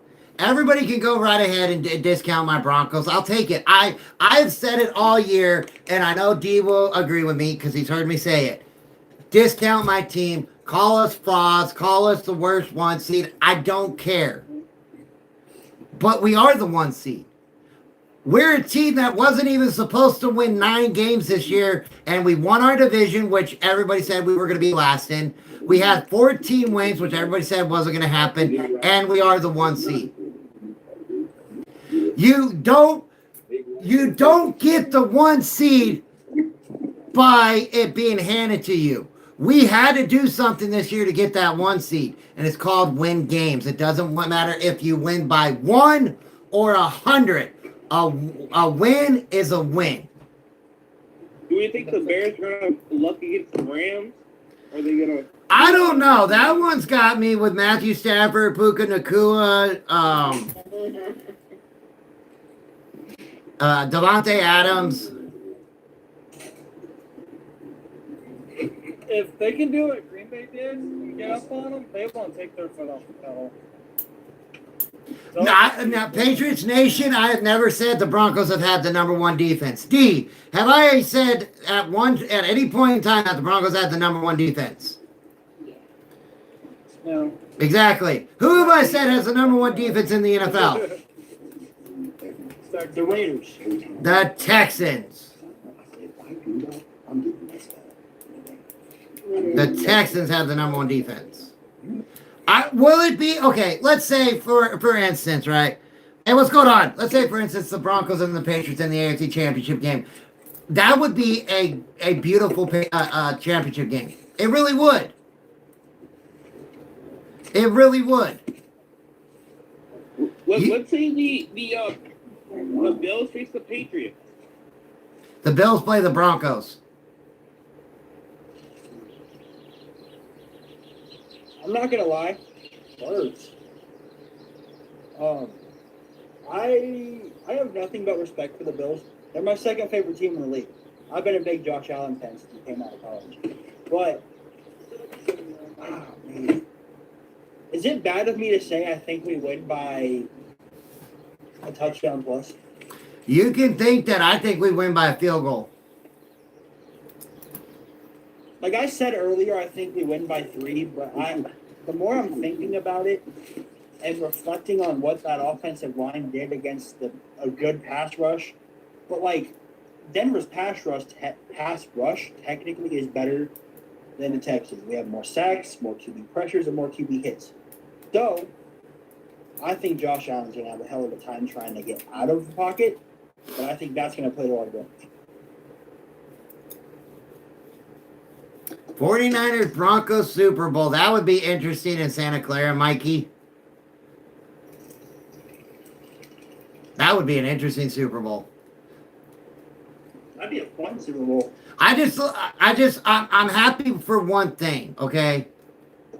This is the first Super Bowl we have in a while that one of the teams from the prior Super Bowl is not going to be in it. It's the first time in 4 years. First time in 4 years. And you got to remember, the last time the Broncos went to the Super Bowl, who did we beat in the AFC Championship game? Anybody remember? The Patriots. The Patriots. It was the Steelers in the divisional round, wasn't it? It was the Steelers in the divisional round. And then it was the Patriots in the AFC Championship game. I never count Josh Allen out. I don't do it. I love Josh. Josh is my favorite quarterback. I still have the opinion that I still think it's going to be a Patriot. I agree. It is about time. What do you think? Okay, so you think that the Patriots, Bills, or Texans have a better chance of going to the Super Bowl? Okay, let's look at that for an instant. Do we think the Texans' offense can get them to a Super Bowl? I know their defense can, but can their offense? I don't think they can. And I love C.J. Stroud. Let's look at the Bills, right? Their defense is one of the worst defenses in the NFL. How do you get to a Super Bowl? Defense. What happened the last time a team with a really bad defense made it to the Super Bowl? They got their asses spanked by the Seattle Seahawks, and that was in Super Bowl 48, Denver Broncos. They do have a good pass defense. Their pass defense is ranked top. And then Cooks or Shakir, and most likely it's going to be Passer Chain on Cooks. And then let's look at the Patriots. They're a young team. They are. You did just beat the Chargers, but let's step back. It was a good win, right? It's a good win. A win is a win. I'm taking nothing away from it. A win is a win, no matter what. But you're honestly going to sit here and tell me that if the Chargers were at 100% health, that game wouldn't have been different? I'm not impressed. I mean, I get it. We can give them their flowers. I'm not impressed by last night at all. As a Pats fan, I will say. Oh, I know the Broncos' offense isn't a sure thing. If the Chargers were completely healthy, that game would have been totally different. We probably would have lost. Let's say if the Patriots do make the Super Bowl, how are they going to stop the Seahawks defense? Or the Rams' offense, right? Or the Bears' cardiac hits, or the 49er mash unit, right? You're absolutely right, Patriots Nation. I get you, brother. I get you 100%. It's all hypothetical. Again, I'm not taking away. You won. You won. That's all that matters. A win is a win, and I keep saying that. I'm not taking anything away. Nothing at all. It was a good game. Your second-year quarterback's first playoff game, it was great.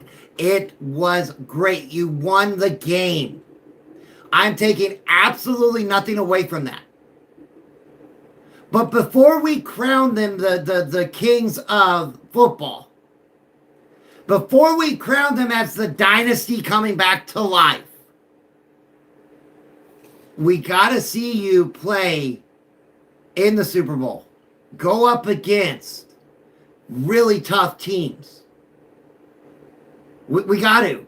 Let's think about this, right? You play the Patriots. They beat you in your house later this year. Yeah, you beat them in theirs, but you had a 24-3 lead at halftime against the Bills in your house. It's rough out here for a fan, man. And you lost. Yeah. I think the Patriots, give us, 1 to 2 years. This year, obviously, easy schedule, whatever. Next game, do we win? I agree. It's anybody's Super Bowl up for grabs. Reasonable here. I think we need a couple more years to, build up our offense a little better. Offensive line, maybe. Deep, an edge guy. And then maybe make a deep run, but... You know what, Patriots Nation? I agree with you. It was a great loss for you. It showed you your weaknesses. I look at the Broncos when we lost to the Jaguars. It was the same thing. Because I got absolutely obliterated when I said that loss to the Jaguars was a loss that the Broncos needed. And they're like, well, how could you say you needed a loss?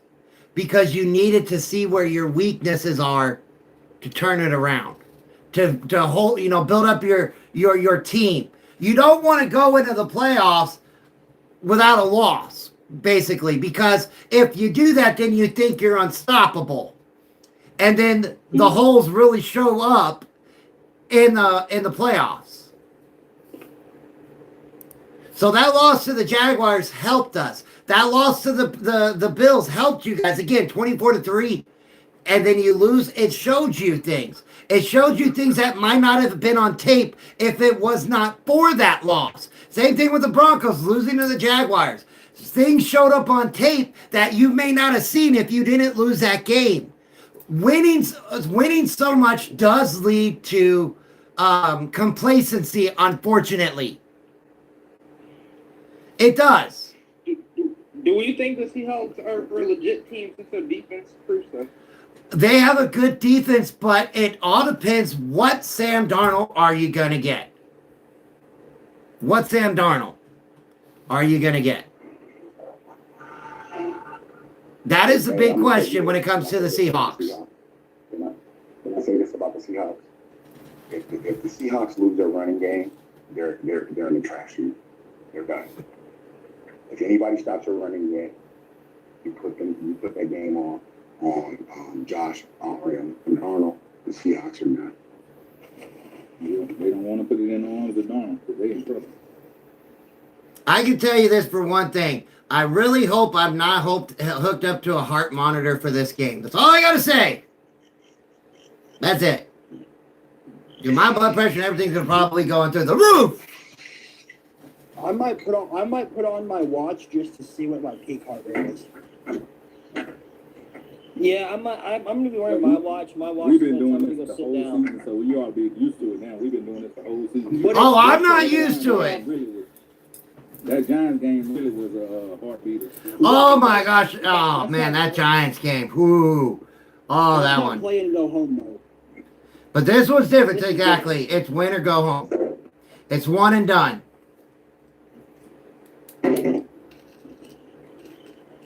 $40 years, Edgar, for me. I mean, come on. Look, like I said, the only thing, if the Broncos pass the divisional round, if we win this weekend, if we win, then I think we did what we needed to do this year. After that, we're playing with house money. We're playing with house money. So you can call us frauds. I'm okay with it. You're not gonna get me mad, Patriots Nation. You're not. And if you're saying that for people in the chat, okay. But you're not gonna get me mad. You're just not. That doesn't bother me. I've heard it all year long, and it's okay. Let's say the Houston offense is bad, but the defense saves them in that game. So here's my thing. Somebody got to score no points. People have been calling us frauds. Didn't do good in that game. People have been calling us frauds all year long, but yet we're the one team that everybody wants to beat. I don't understand. What I don't understand is we can lose a game and they still beat us up. Oh, y'all didn't play nobody. Look, we beat the Packers and we still got beat down. They still said that we didn't play anybody. We beat the Eagles. They said we still didn't do anything. We still didn't get any love, respect, but that's okay. I get it, right? The Broncos beat the 2 Super Bowl teams. We beat the Packers. We beat the #1 offense at the time. We beat the #1 defense. I get it. Have they been pretty wins? No, but it doesn't matter if they're pretty wins. A win is a win. We even beat a healthy Kansas City team with Patrick Mahomes at him. We beat them. We still didn't get no recognition. Well, Dimitri, what do you think it means for the Texans? Their offense has improved, doing enough in that game, and it's only their defense.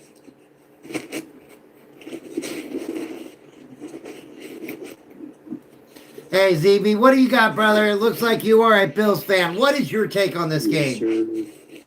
You know, for all you Broncos fans, hey, man, I'm proud of y'all, for real. Like, I'm not up here to talk shit. I'm not up here to, run my mouth or anything. I'm nervous, I feel like y'all will probably get your get back. I'm not gonna lie. I'm kind of nervous. I mean, smile high, but win or lose, I don't know. Yeah, I bet your jaw dropped when you saw Josh Allen go in that blue tent twice. I sure did. I bet you he was saying 5 Hail Marys and 4 of my fathers go in like that. Like, Josh, I'll give you my knee. I'll give you my knee, brother. Don't worry. I'm coming to you, buddy. I'd rather have Josh Allen than Mitch Trubisky, man. Bro, Liam Cohen has to be investigated for bounty again after that shit.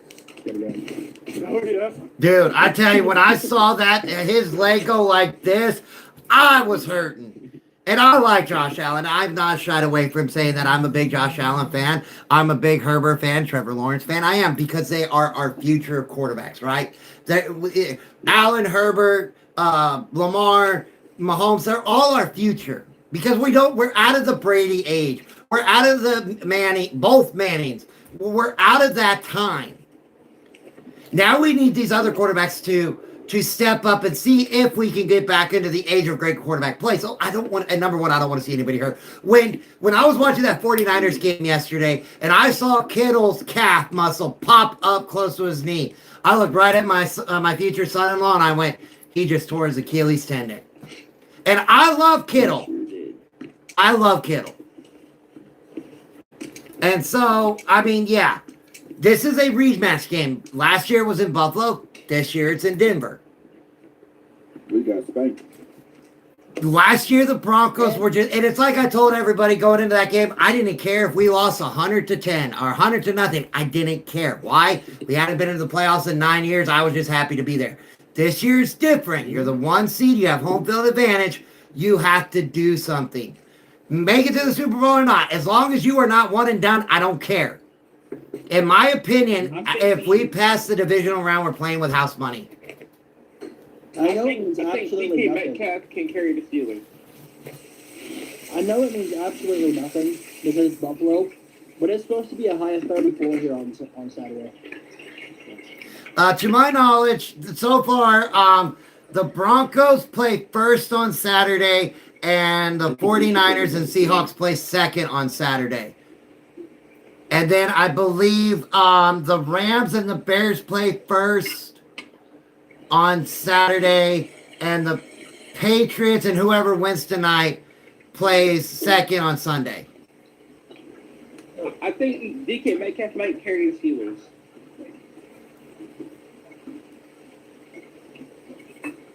So that is what I have heard. I don't know. You got DK Metcalf coming off of his 2-game suspension. Thank you. I appreciate that.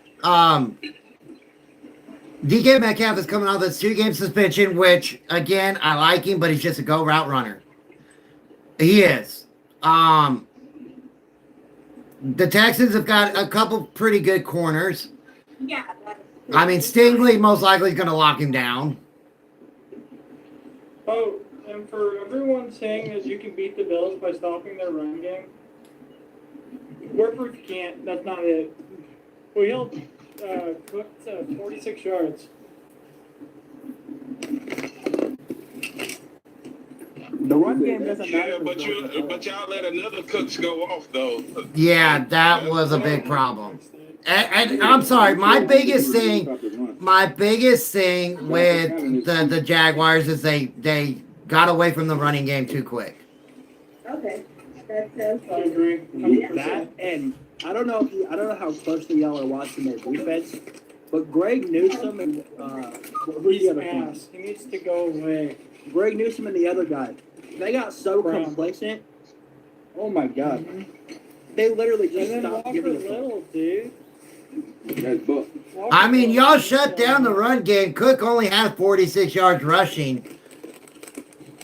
Yeah. How many total yards from scrimmage did he have though? Let's look here. So he had 46 yards rushing. Hold on, what did he have in passing? He only had 5 yards in the pass game. So he had 51 total yards. That was it. The leading receiver was Cooks, wasn't it? It was, no, the leading receiver was Shakir, 82 yards. He had 12 receptions on 12 targets for 82 yards. 12 for 12. He didn't drop a ball. Damn. Bro, that connection is nasty. 10 of 10. So, if you were the defensive coordinator, Armchair, if you were Vance didn't have no pressure. how would you line up our secondary Against the defense, I'm putting Pat Surtain on Shakir. I'm putting Moss on Cooks. I'm putting Greenlaw on either Knox or Kincaid. I'm going to let Hufanga be a roaming safety. Okay, and what I'm going to play is I'm going to play cover two Joker. That's what I'm going to play. I'm going to play cover 2 Joker. What that means, cover 2 joker, is I line up in the cover 2 formation where I have my safety and my free safety up at the top. But that joker player is going to be Hufunga, who can drop down in the middle and, you know, stop the intermediate passes, come down and help the run game, or even contain Josh Allen. Now, what I have to do, what I 100% have to do, is I have to have Cooper and Benito to make sure they do not over pursue. They have to contain Allen so that Roach, Myers, and our Allen can crash down the middle. May I step in and tell you why that's a terrible idea with that defense that you got, and I respect you, you know I do. I'm gonna play a man zone until Buffalo lets me get out of it. With that pass rush that Denver holds, they're gonna speed up Josh Allen, and Denver can bring down Josh Allen with regular tackle. So I'm gonna play a man zone. What a man zone is, my linebacker will be in zone and cover the area, and my 2 corners and my set are good enough to play in that man to stop that net pass game. That what happens in that a lot is that they give too much space for Josh Allen's receivers to roam free. I'm going to take that space away. I'm going to speed up his clock. I want to speed his clock up. Once I speed his clock up, Denver is sitting pretty. They're sitting pretty. Speed his clock up. You have to speed his clock up in this game. So you're gonna play man out, zone in. I like it, but I'm still playing cover 2. I can play cover 2 man. Okay. Either way, but I'm telling you this: you're with that zone, you get a chance to speed his clock. Oh, you know I'm not a big. I don't mind playing. Now here's the problem that I have with zone coverage with the linebackers. It's not Greenlaw, and I've been the biggest supporter of this dude. But Alex Singleton is not good in pass coverage. I don't want Alex Singleton on the field. If they go with a linebacker zone, you're gonna have to put in Strenard or Ellis. It's gonna have to be Strenard or Ellis. More of a traditional pass rush. So Reed has been activated as well. Linebacker, inside Drew linebacker. Sanders is also back. So they're most likely going to rotate them on different play calls. So I have a feeling we're going to play a lot of nickel. I don't know if Vance Joseph is going to play a lot of zone. We saw what happens when you play majority zone against Josh Allen. And again, that was my biggest fear with the Jaguars because that is the major defense that they run is zone coverage. But the deal is the Jaguars don't have the outside rushers like the Broncos do. They don't have a Benito and they don't have a Cooper. They have a Bosa and their defense. We just have Bosa and The problem is the Jaguars have 2 shitty ass corners. You wasn't saying it all year. Stop. Newsome them playing. Look, They made what, plays. They made plays. Bryce, were you saying that against the Broncos? Stop. Yeah, stop it. What hurt the Jaguars in this game was Lewis getting hurt late in the season. If Lewis doesn't get hurt, the Jaguars can play more freely. They lost their nickel, and when you lose your nickel, it's very big. Losing your nickel hurts, especially in the nickel shell zone that the Jaguars play. That's what the Jaguars play is a nickel 2 deep shell zone. I'm just saying. Also, when Washington went down, that hurt their offense too. And Washington torched them. We didn't have the first half. Yeah, that's what hurt y'all too. Washington. No, he's not. A Modesto Escobar, he's not sour. Broncos need to play physical and fast on both sides so we can run the win out of them. I agree 100%. That's another thing. The Broncos cannot have. Well, the Broncos have to limit their 0 drives, right? The Broncos have to limit 0 drives on offense. That's a drive where you don't score points. Didn't I say that? Didn't I say what the Broncos have to do when they get their hands on the ball offensively? Turn it into 3 to 6 points. You've got to turn it into points. You cannot have multiple zero drives. Doing something with it when you get it. Because we can talk about the Broncos defense all day long, and I believe the Broncos defense gonna give them the ball back a lot. But when that offense get on the field, that offense needs to chew clock. It needs to chew clock. It needs to do 2 things: chew clock and score points. Chew clock. I wouldn't be surprised if we walk out of Saturday with 39 minutes time possession. Yes, Brandon, we're playing the Bills. We just can't have a lot of 3 and outs. No, you got to limit here's the big factor, and this is a very big factor for the Broncos. You cannot have more than 4 drops. You want to limit the drop passes to 2. If you have 4 or more, you lose this game. You lose this game. We had 2. You cannot have 4 or more drops. I know he's like old, but I want to see Mercedes Lewis involved in the passing game a little bit. Well, he on the practice squad. I don't know if they're gonna bring him back up. I don't know. He's on the practice squad, so we'll have. Remember, you can only dress 48. You can only dress 48. So, are you going to go more with the defensive players, or are you going to address more offense? I think they're going to dress more defensive players on that 48. I don't know. I Yeah, but they bring in- I'd love to they see the bring in offense, Drake and I think we need as much help on it as we can get. I'm saying this. I'm the worst. One thing that was correct about what they said yesterday is our defense is very physical. He was not joking. What are you saying, Special dude? teams play where they. We got my co-host with you today. I'm down. That special But yeah, teams no, play where they got the fumble day and he flew across. That was awesome. I think we got best case scenario. But I don't know if there was another team that I wanted to play right now. I think the Bills are a perfect, like, get your feet wet. If you win the game, you're prepared for almost anything the rest of the way. Because Josh Allen in the playoffs is nearly unstoppable. And if you stop him and win the game, then you have a good chance of playing well the rest of the way. I'm saying it here first, and this is no slight to any Buffalo Bills fan. Denver is going to kill Buffalo. Kill. Even when we beat Buffalo, they still gonna say we frauds. We didn't beat them. We didn't do enough. You're not frauds. Denver, you don't stumble upon that number 1 seed in action. That's like saying that Seattle played great defense all year and their offense did enough. They're not a fraud. You got the wins. Sorry. Yeah, you can't say the Broncos are frauds. And if I hear one, What you can say is their offense is suspicious. Last year, Kansas City and Philly was in the Super Bowl. Where they at? What's up, now? Gregor?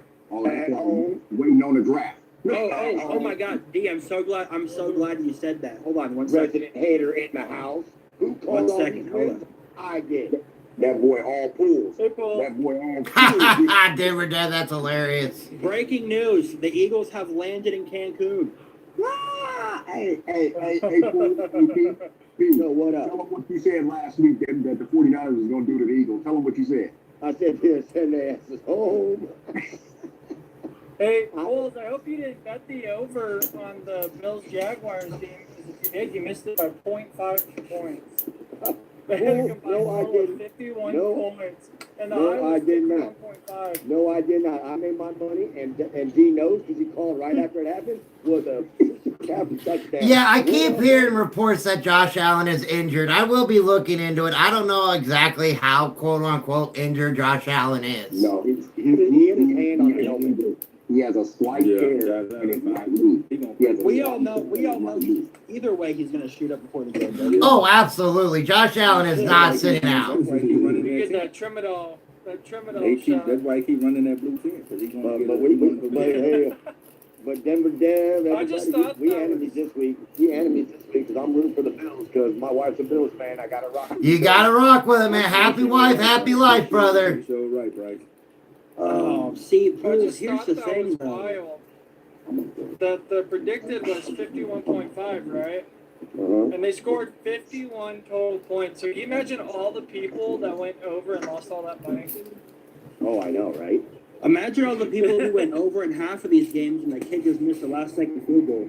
Oh, yeah, that's got to hurt. The motivation we need going into this game Saturday is that we underdogs at home.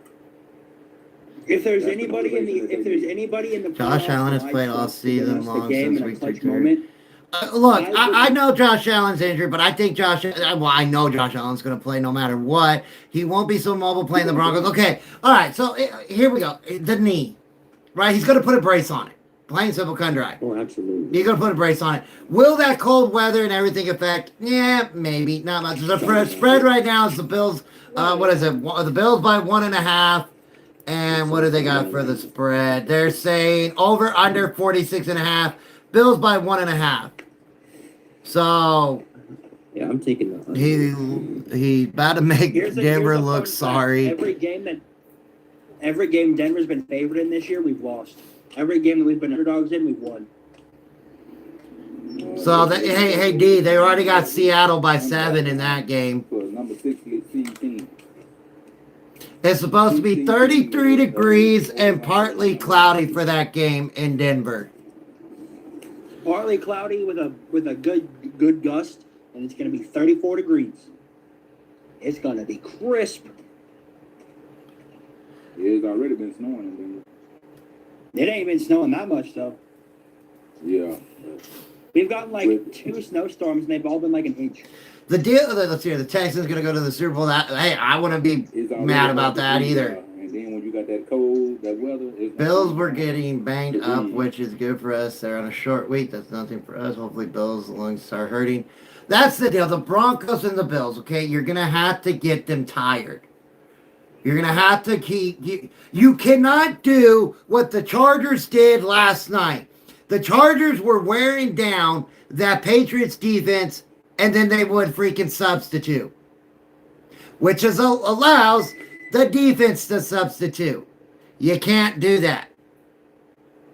Drake May with his legs last night impressed me though. If the Chargers on that final drive would have quit substituting, they'd probably go down and score. They probably go down and score. I've been telling people most of the years, Sean Payton has a hidden playbook. Kyle Shanahan has a hidden playbook. And we saw the hidden playbook yesterday with the Niners. We're going to see it on Saturday.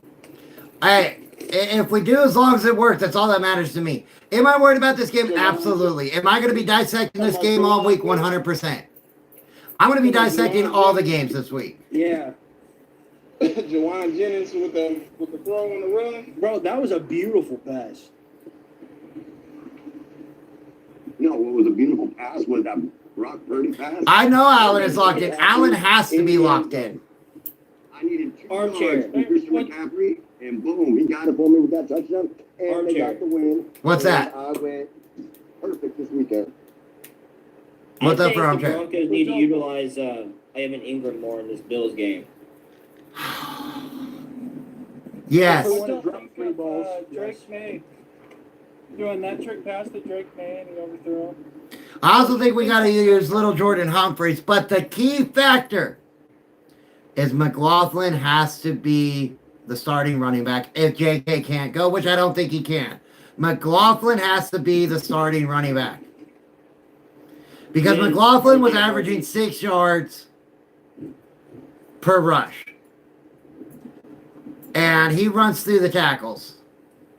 I think the X factor. Yeah, What's the deal on Luke Wattenberg? Do we get him back or no? I don't know. I haven't heard. Yeah. Okay. So if the Broncos can have the Bills have 2 0 drives and the Broncos don't have any 0 drives, then yeah, you win that game. What you think will happen with the game tonight, my man? I'm a Steelers fan, and I know it's going to be tough. The Steelers, how do the Steelers win tonight? Pressure C.J. Stroud and take the running game away. And Run the ball. that's simple, easy. You got to run the ball. But you got to make sure the major thing is protect Rodgers from that pass rush with who was it? Hunter and Will Anderson Jr.? Yeah. We'll see how many roughing the passer calls Texans get today. I don't know how to do that. Bills D ain't scared of Bo Nix. I'm sorry. Hey, that's all right. Hey. Again, here's the deal. Keep doubting us, and I'm going to keep telling everybody, doubt the Broncos. I'm fine with it. I want ESPN to doubt the Broncos. I want fans to doubt the Broncos. I want Fox to doubt the Broncos. I want CBS to doubt the Broncos. I want the bettors to doubt the Broncos. I do. Because, I'm sorry, the Broncos play better when everybody doubts them. I'm not hearing enough. Ain't nobody putting no respect on my team's name. I want somebody to put some respect on my team's name. I'm hearing a lot of Denver talk. But right now, somebody should be. D, this is a football than Broncos channel. What do you expect, brother? But you know I love the 49ers. You know I love Brock Purdy. You know I love Brock Purdy. And losing Kittle absolutely hurt. We don't. You looking for something that we already said was gonna happen. I told you that. You better rephrase that. We ready. I had Bo Nix in fantasy this year. Always overlooked. Might be elite, but he's definitely underrated too, I think. But okay, so here's the deal with Bo Nix. The problem is Bo Nix has lost 313 yards this year to drop passes. 313 yards due to drop passes. That's a lot of yards to lose because of passes. That's one thing the Broncos cannot have. The Broncos cannot have drop passes. Plain and simple, couldn't drive. I'm answering 2 chats. That's why I'm doing this, D. The Broncos cannot have the Broncos cannot have drop passes. Here's my thing. I think, and I said it last night. I told you, I called that shit. I called it in your live before the game happened. Your last live. I said y'all were winning by 3. Y'all won by 4. I was close. But nobody is shocked. Or at least I shouldn't be. Well, I'll tell you what. I have the red app here, Get this off. and I have TikTok over here. I'm like I said, guys, I'm answering in 2 chat. I'm live on the red app on my phone, and then on my computer, I'm live on TikTok. Let me get this off for you, Armchair, real quick. Let me get this off. Denver fans, all y'all got to do is keep doing what you've been doing all season. Keep doing what you've been doing. If you go in there trying to overthink this, the Bills Jagger! Right now, they're just not. Not as a whole team. They're not. I think Sean Payton's experience in getting to the bowl with now he has a second-year quarterback. He doesn't have to play. Yes, it's same name on TikTok. Yes. Hey, all I gotta say is I gotta buy some lottery tickets because I swear to God, this is a perfect scenario. There's no Eagles fans in the playoffs no more, and there's no Chiefs fans in the playoffs. Man, I don't know what I did. I do not know what I did to have the most beautiful playoff scenario. Okay, obviously, my best friend is a Broncos fan, so I rock with him, of course. My wife's a Bills fan. I'm a Pats fan. We're all in it. One of us 3 is going to the Bowl. One of us 3. I'm going to be happy no matter what. I would love the Broncos to be in the Super Bowl. I'm not going to lie. My birthday's 3 days after the Super Bowl. We'll be celebrating it during my Super Bowl party and everything. So would I love my team there? 100%. 100%. Well, my dumbass booked a vacation, and my wife and I are going to be in Park City, Utah. So I don't know what. We leave Sunday, so we might be flying from Salt Lake to Santa Clara because I swear to God, if my Patriots or her Bills are in this Super Bowl, I'm going. I don't know, man. Them tickets are expensive. I don't know how good you're doing. I know I can't afford it. Hey, Armchair, you forget who you talking to. You talking to Money P. That's his new name. That's Money P right there. There you are, Chevy. Hold on for 1 second. Here, give me a second. I'm coming up. I'm sorry. You got to see this. Are you gonna do a money spread? Damn, those fucking cheap ass 250 put them up. This is how well I'm doing. Damn! Money! And just so you figure, it's just so that you guys think of that. It's counterfeit. AP.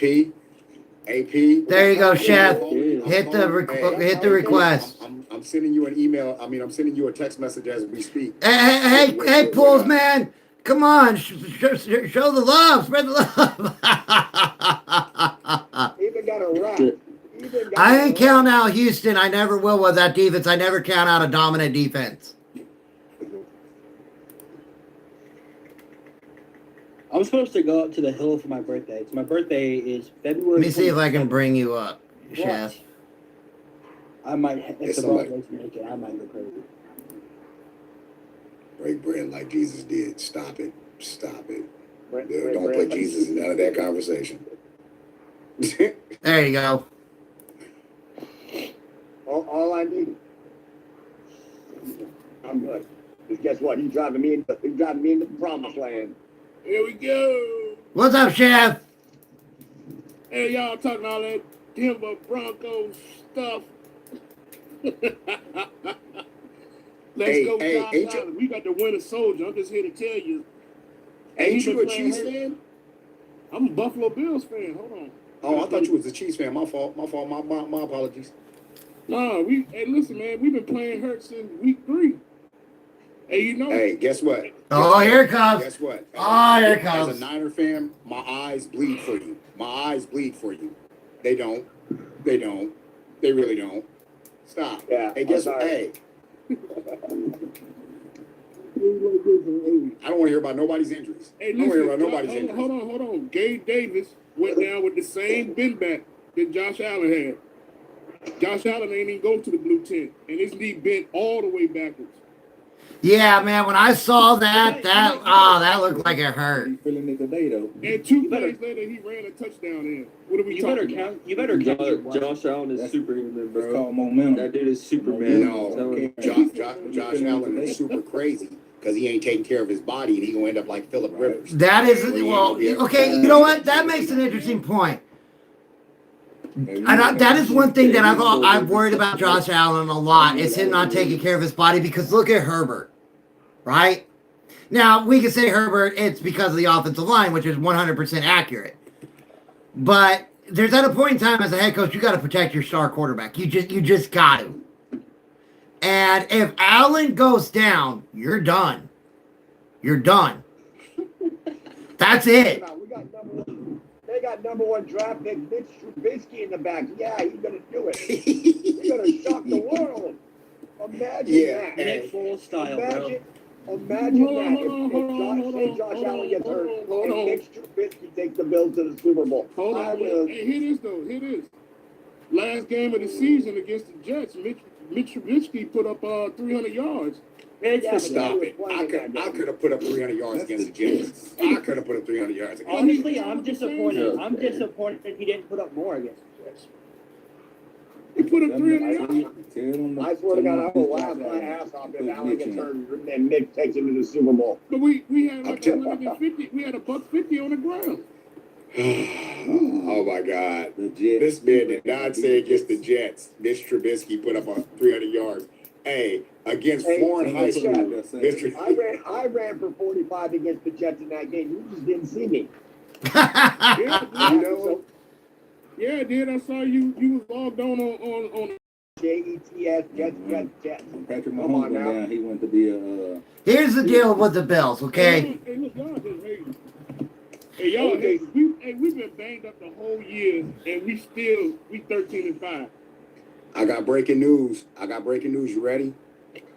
Fred Warner just announced, I'm ready when they ready. Nice. That's a big comeback for him. Well, Frank Gore said Fred Warner's the middle linebacker for the San Francisco 49ers. Wait, who said who's Fred Warner? I ain't heard that I name. don't know football. Oh, this man don't know football if he asking who Fred Warner is. Did George Kittle tear his... Yes, Kittle tore his Achilles. Hey, here's a question, guys. Here's a great question, since everybody says the Broncos are frauds. If we beat the Bills, are we still frauds? Nope. Hell yeah. No, you're not frauds now. You ain't heard Fred Warner's name all year because he's been injured. If y'all beat the Bills, y'all going to the Super Bowl. Now, here's the $1 million question. We might be frauds for winning close games. Are the Rams frauds for winning by 3? Nah, y'all ain't frauds. Against Carolina? Stop. Yeah, the Carolina. The Rams are done for. That's I'm telling you that right now. That's that jealousy speaking. That's that jealousy kicking in. I'd call y'all frauds if y'all lose to the Bills.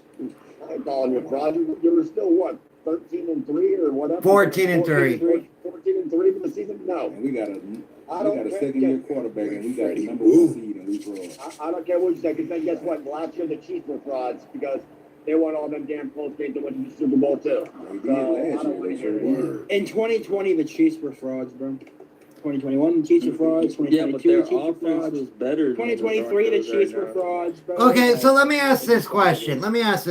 How many one-score games did the Chiefs win last year? Anybody know? 11. 12. 12. Are we counting the playoffs? And counting the playoffs, it's 12. 11 in the regular season, 1 in the postseason. But they weren't frauds last year, right? They weren't frauds. Everybody was like, that's how you build a championship team, because you can win those games. But the very next year, the Broncos do it, and we're frauds because we won all those close games. Uh-oh. That's Frank Gore Jr. right there. Hey, It's because y'all's offense doesn't make any sense. Not only The that, way y'all but have the y'all's Eagles- record. the Eagles That's why were people considered say y'all are scary. ass. But do we still win? That's the question. Are we still winning, yes or no? Dude, I don't know. Probably. We're 14-3. Patriots fans can't give us our flowers. because We're we the can't number celebrate 1 you guys. seed in the AFC. We have home field advantage throughout the playoffs.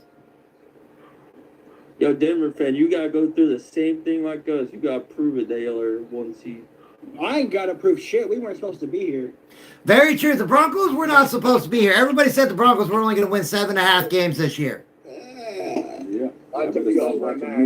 Y'all better quit watching Nick Wright talk on TV, because he don't know. I said y'all could be 11-6. I mean, if the Bills are so good, somebody in my other chat made this an excellent point. And y'all know I would love to see it, by the way. But if Josh Allen and the Bills are so good, why haven't they been to the Super Bowl and won with Josh Allen?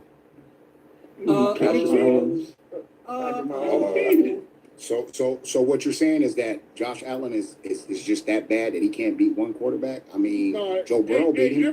Everybody saw that game, that championship game last year, and everybody said Joe Burrow's never going to go back to the Super Bowl. Said they were cheating in that You game. don't know that. Yes, I do. No, you don't. You Not don't with know that what's team. going to happen. Not with that So team. Not with that you're team. telling.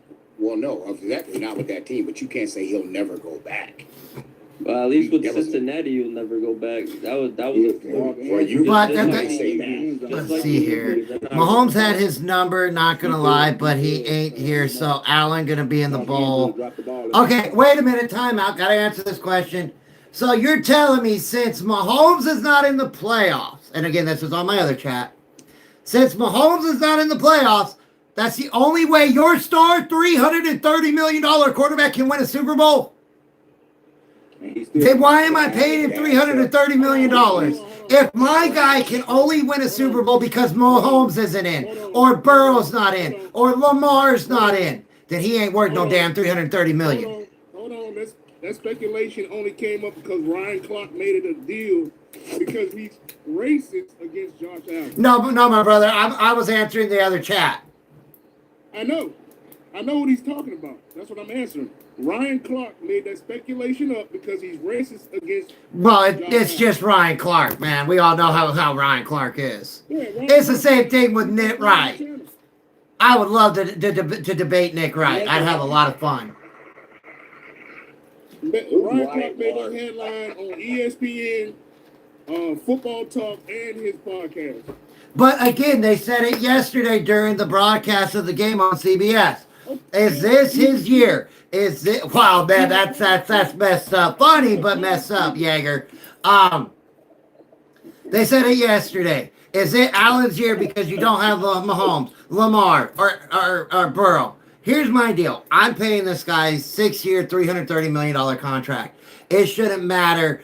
If Dan Marino comes out of retirement and has prime Dan Marino in the playoffs, I'm paying you $330 million. You better win these damn games.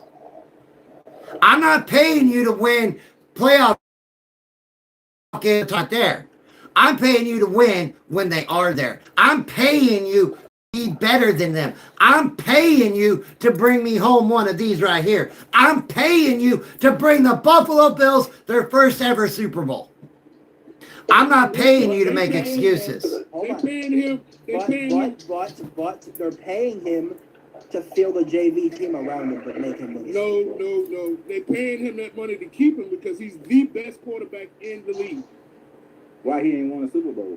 It don't matter. He got cheated. Because the front office Rings matter. No, let's see here. Josh got no excuses. He got an upper shred of bottom line. I agree. You cannot say that Josh Allen is the best quarterback in the league. No, the hell he's not. No, the hell he's not. I mean, you can make a It ain't Brock Purdy either. It ain't Brock Purdy either. The best quarterbacks in the league right now is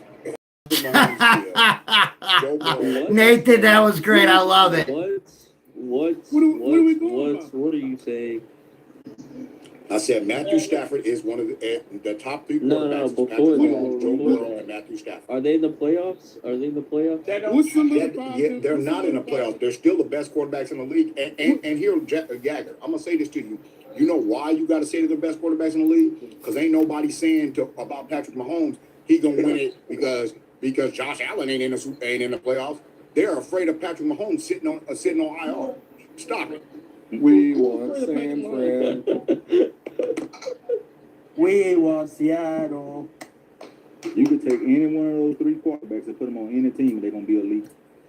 Hey, last time Josh Allen is not no top quarterback. Stop. Yes, he is. He's a great athlete. He is a great athlete. He is a great athlete. I will say that. He is not the top quarterback. Knock it off. Josh Allen is a top three He's the quarterback. only quarterback that had 45 plus touchdowns. Yes, sir. You're right. Okay, wait a minute. Wait. Hold up. Time out. I don't want to blow my whistle, so time out. If Josh Allen is the best quarterback in the NFL right now, why does Mahomes have 3 Super Bowls? Oh, no. Wait. Whoa. Time out, my brother.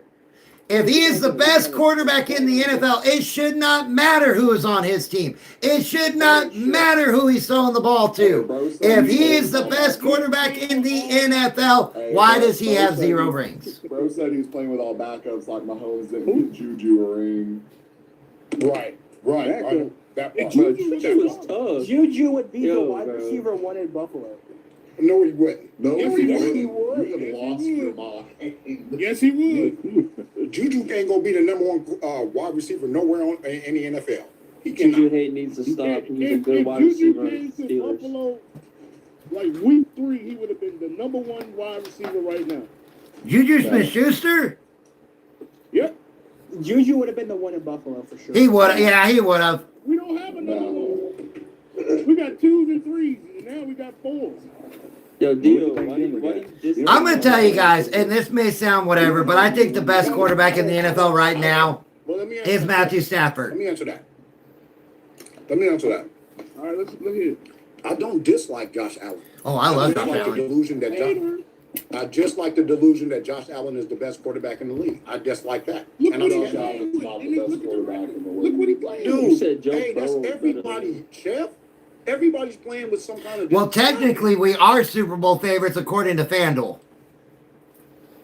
Remember, I'm answering another chat. Hold on. Let me ask this. If we had Sutton, what would our record be? I would not say that, my man, because you're going to... Hold on. Please let me take this one. Please. Hold on. Chef, you were talking to now one of the most honest Bronco fans you will ever see. If you had Cortland Sutton, he would be your number 3 wide receiver. No, he wouldn't. Yes, he would. The dude has too many drops. He doesn't run the routes right.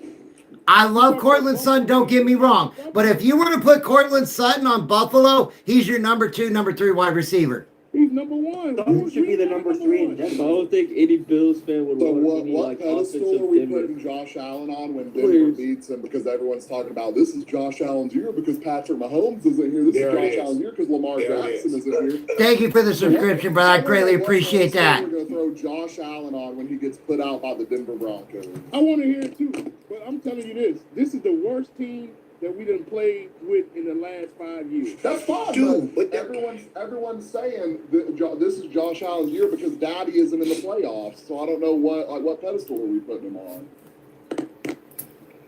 And humor me this on this.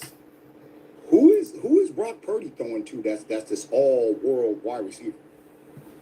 Allen has to travel again to higher elevation, barely beat the Jaguars, and he's a little banged up. I know, man, but I'm sorry. Josh Allen is Superman. I love the dude to death. I really do. I'd love to see the Bills win the Super Bowl. I've been waiting since the 1990s to see it happen. So it ain't going to break my heart if they win the Super Bowl. It's not. It's going to hurt if they beat the Broncos, yeah, but if the Bills win the Super Bowl, it ain't going to break my heart. Ricky Pearsall would be the one in Buffalo. Oh my! I don't know if you want to. I can't do this with you guys today. I can't do what y'all doing, man. I can't do. Are you telling me that Ricky Pearsall is not better than? I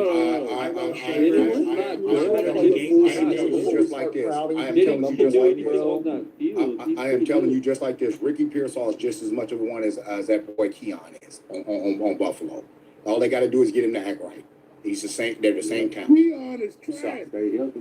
No, he's undisciplined, is what he is. And what you're doing is making excuses for. Hey, what you're doing is making excuses for your athletic whack throwing quarterback. Is what you're doing. Bills fan in the 90s. I've been waiting for it, man. After watching him go to 4, losing all 4. Running back, they ain't quarterback.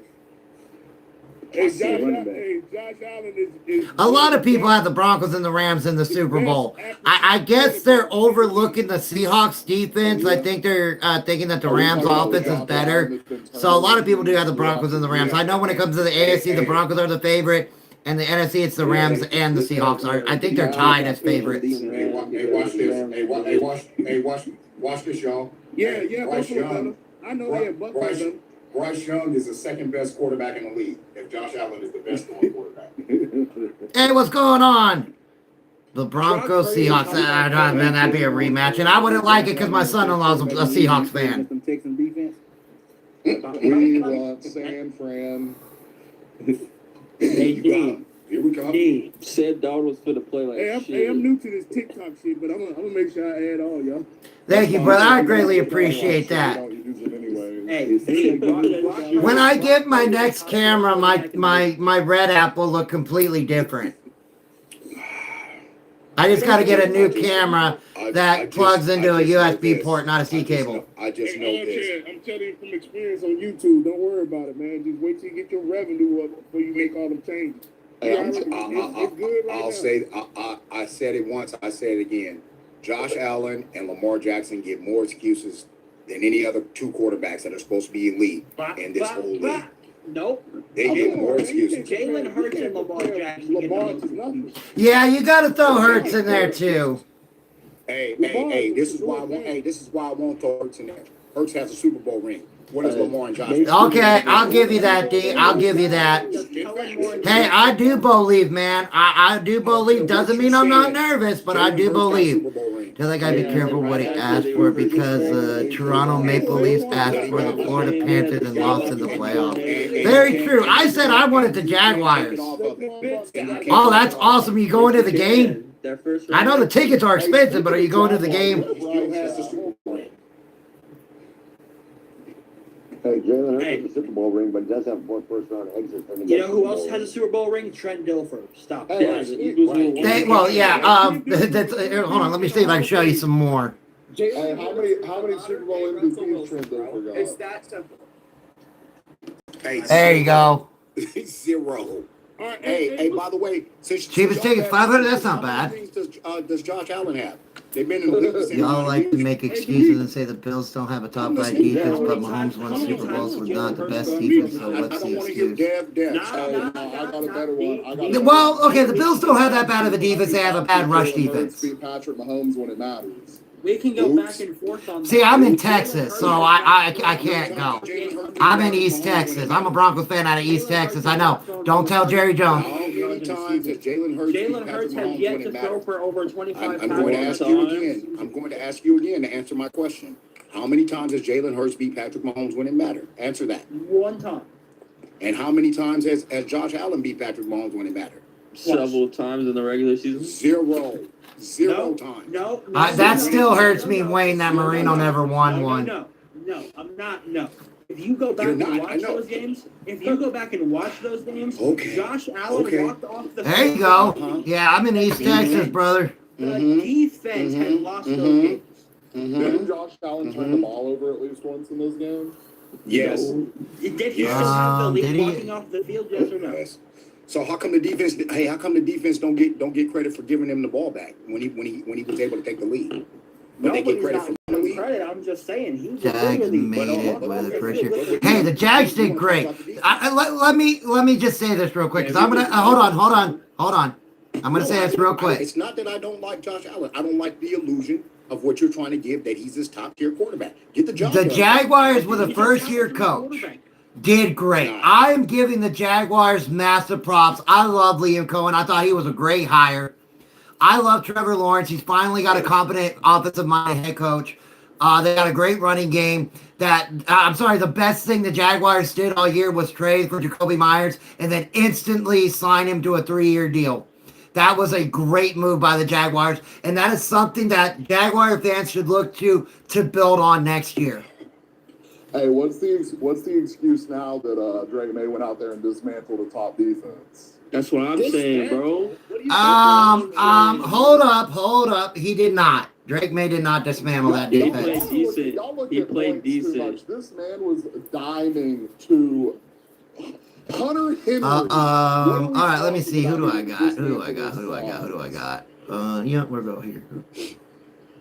Nah, All right, brother. Come on up, Tice. Come on up. Everybody was silent besides the Chargers fans. They were crying in my ears, bro. Yeah, I don't want to hear any slander against my Patriots. All right, Bro, our defense is elite, though. Did you see our defense? Comedian gonna give hype to the Bills. They already have excuses for Allen if he loses. I agree with you 100%, brother. So when the Patriots go out this next week and dog walk the Texans, what's the excuse going to be then? Oh, Bryce Young can't complete passes. So when the Patriots go out the week after that and dismantle What the do you Broncos, mean top defense? That team is garbage. Don't even know how the Chargers even made the playoffs. They made the playoffs with a hope and a prayer. Hold up. Chef, go ahead and ask your question. All right, so listen, you talked about Jalen Hurts getting a ring, right? Get to the question. Is he better than who? Is he better than Dan Marino? I'm feeling all right, Martin. Thank you very much for asking. And I'm okay playing the Bills. Hey, Miss Tammy, if the Bills win, they win. His career ain't over yet, so I can't tell you whether he's better than at this point of his career. No, he's not better than Dan Marino. But he got a ring, and it's over your guy. Your guy. I'm telling you right now, the Patriots is going to meet their match because they had the easiest schedule to the playoffs. Could be possible. No, hold on. Go ahead. Let me ask you this. I've been listening. And I've been saying this same shit for the past 2 years, and it's not a bad thing. Is Russell Wilson a good quarterback? Can you compare him to top 30, top 50? You could. Martin, I do have the Texans winning tonight, brother. Okay, so Let's see here. Chargers look so bad. A competent offense would have beat the Patriots. No, it wasn't that the Chargers looked bad. It was the Chargers were so beat up. The Chargers went into that game so beat up. And I get it. 49ers were beat up. The Chargers were the third most beat up team in the NFL, followed behind the Commanders were number 1. And the 49ers were number 2. And how they calculate that is most games missed by a player injured. So it went Commanders, 49ers, Chargers. There was no excuses for Herbert, though. There was no excuses for Herbert. No, see, here's I'm going to, hold on, Jaeger. I'm going to disagree with you. When you're on your 5th left tackle, your 4th left guard, your 3rd right tackle, your 3rd right guard, those guys don't play a lot together. And you saw last night, hold on. You saw last night when the Patriots did defensive line schemes, right? When they would scheme their defensive line. Yeah, we were blitzing and manning. They were not able to get the blocking protection down. And that comes to the lack of playing together, a lack of playing time. Yeah. So, hey, I know y'all saw Khalil Mack getting after our quarterback was sacked the same. Our quarterback was sacked the same as Justin Herbert. I think he was sacked 1 or twice less. Let me pull it up. No, he was sacked 5 times. Justin Herbert was sacked 6 times. Nah, Justin Herbert was getting sacked a little bit different. He was getting ragged. Yeah, I mean, yeah. No, he was getting mollywopped. Yeah, we were blitzing the whole So here's the thing, and I want to point this out because nobody's talking about it, and I get it, bro. Because Drake May this, Drake May that, Drake May MVP, Drake May ass. I get it, right? So, Drake May did not play great football last night. What? Drake May played to win. Bro, he played Hold on, let's hear what he's got to say first. He threw over 200 against I'm not done. He didn't play great. He played good. There's a He did difference. not play great. And he went out there and to not lose the game. They did not go out there to win that game, I'm convinced. But you have to think. I've been saying it. I don't know about everybody else. They have been averaging 24.5 points per fucking game during the regular season. They get to the playoffs against the top defense in the league, and they put up 16 Up long enough, The but they could defenses only are score 6 gonna and get 4. harder I agree. That defenders. defense had as much as they What could. in the world is Drake May going to do when he's facing a top 2 defense in the league and getting his, like, he's literally going to be on the ground He 5 or threw 6 times a but game? Drake May threw for I over their agree 100%. average. But Drake May threw for over their average allowed by like 40 yards. He threw for 269, rushed for 60 something. You're telling me that's not a great game for a No, quarterback? Drake May killed the Chargers yesterday. He was There's the a Chargers difference. offense. There's a difference. Guess He what? played good because they didn't put points on the board. If they put more points on the He board, threw they over played their great. average on defense. Here, What let about me their say- defense, hey, brother? look, What are you talking hold about? on. Here, let me say this. You're telling me Bo Nix has had a good game if he throws for 269, 1-1, and rushing for 60 yards and beat the top tier defense 16-6. You're telling me in that's his Most of our first points playoff are game, coming ain't off of field goals. Yeah, I'm I not don't saying care. he played Guess what? Did you win the game or not? Did you win the game or not? That's what it comes down to. I don't give a fuck if he won the game. What I'm saying is when it came down to playing The a good Patriots were defense, struggling all night. They only scored 1 touchdown, and the rest of them was field goals. Yeah, it was a defensive struggle game. He was struggling. He fumbled and threw an interception. He was struggling. That was his first playoff game, and he handled that like a champ. He made his mistake early and he recovered.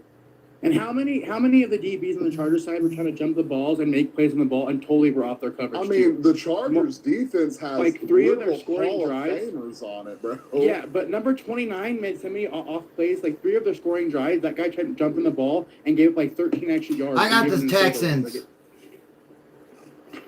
Yeah, man, I don't think I can agree with some of y'all's analogies. And again, I want to be clear. Hey, hold on, Hunter. I got you. I ain't trying to cut you, but I'm gonna say this. I want to be clear. I never said I didn't like Josh Allen. I said what I don't like is this narrative of putting him at elite when he hasn't earned that yet by doing something that other quarterbacks that they claim is under him as far as talent-wise have done. The mentality of a quarterback has to be the guy to get you over. I'm sorry, and if Josh Allen can't do that because Patrick Mahomes scares him and makes him pee in the bed when they play, then he's not elite. And I say that about Lamar Jackson. And y'all don't have to like it, but that's just the way I feel. Who you like, D? I'm a Niners fan. A Niners fan. Oh, okay. That's Oh, Hey, no, it's cool. Hey, shots fired. Hey, my quarterback's done something yours hasn't. Oops. Uh-oh. And yours was drafted in the first round. What he did? Gone to a Super Bowl. Went to the Super Bowl. What happened?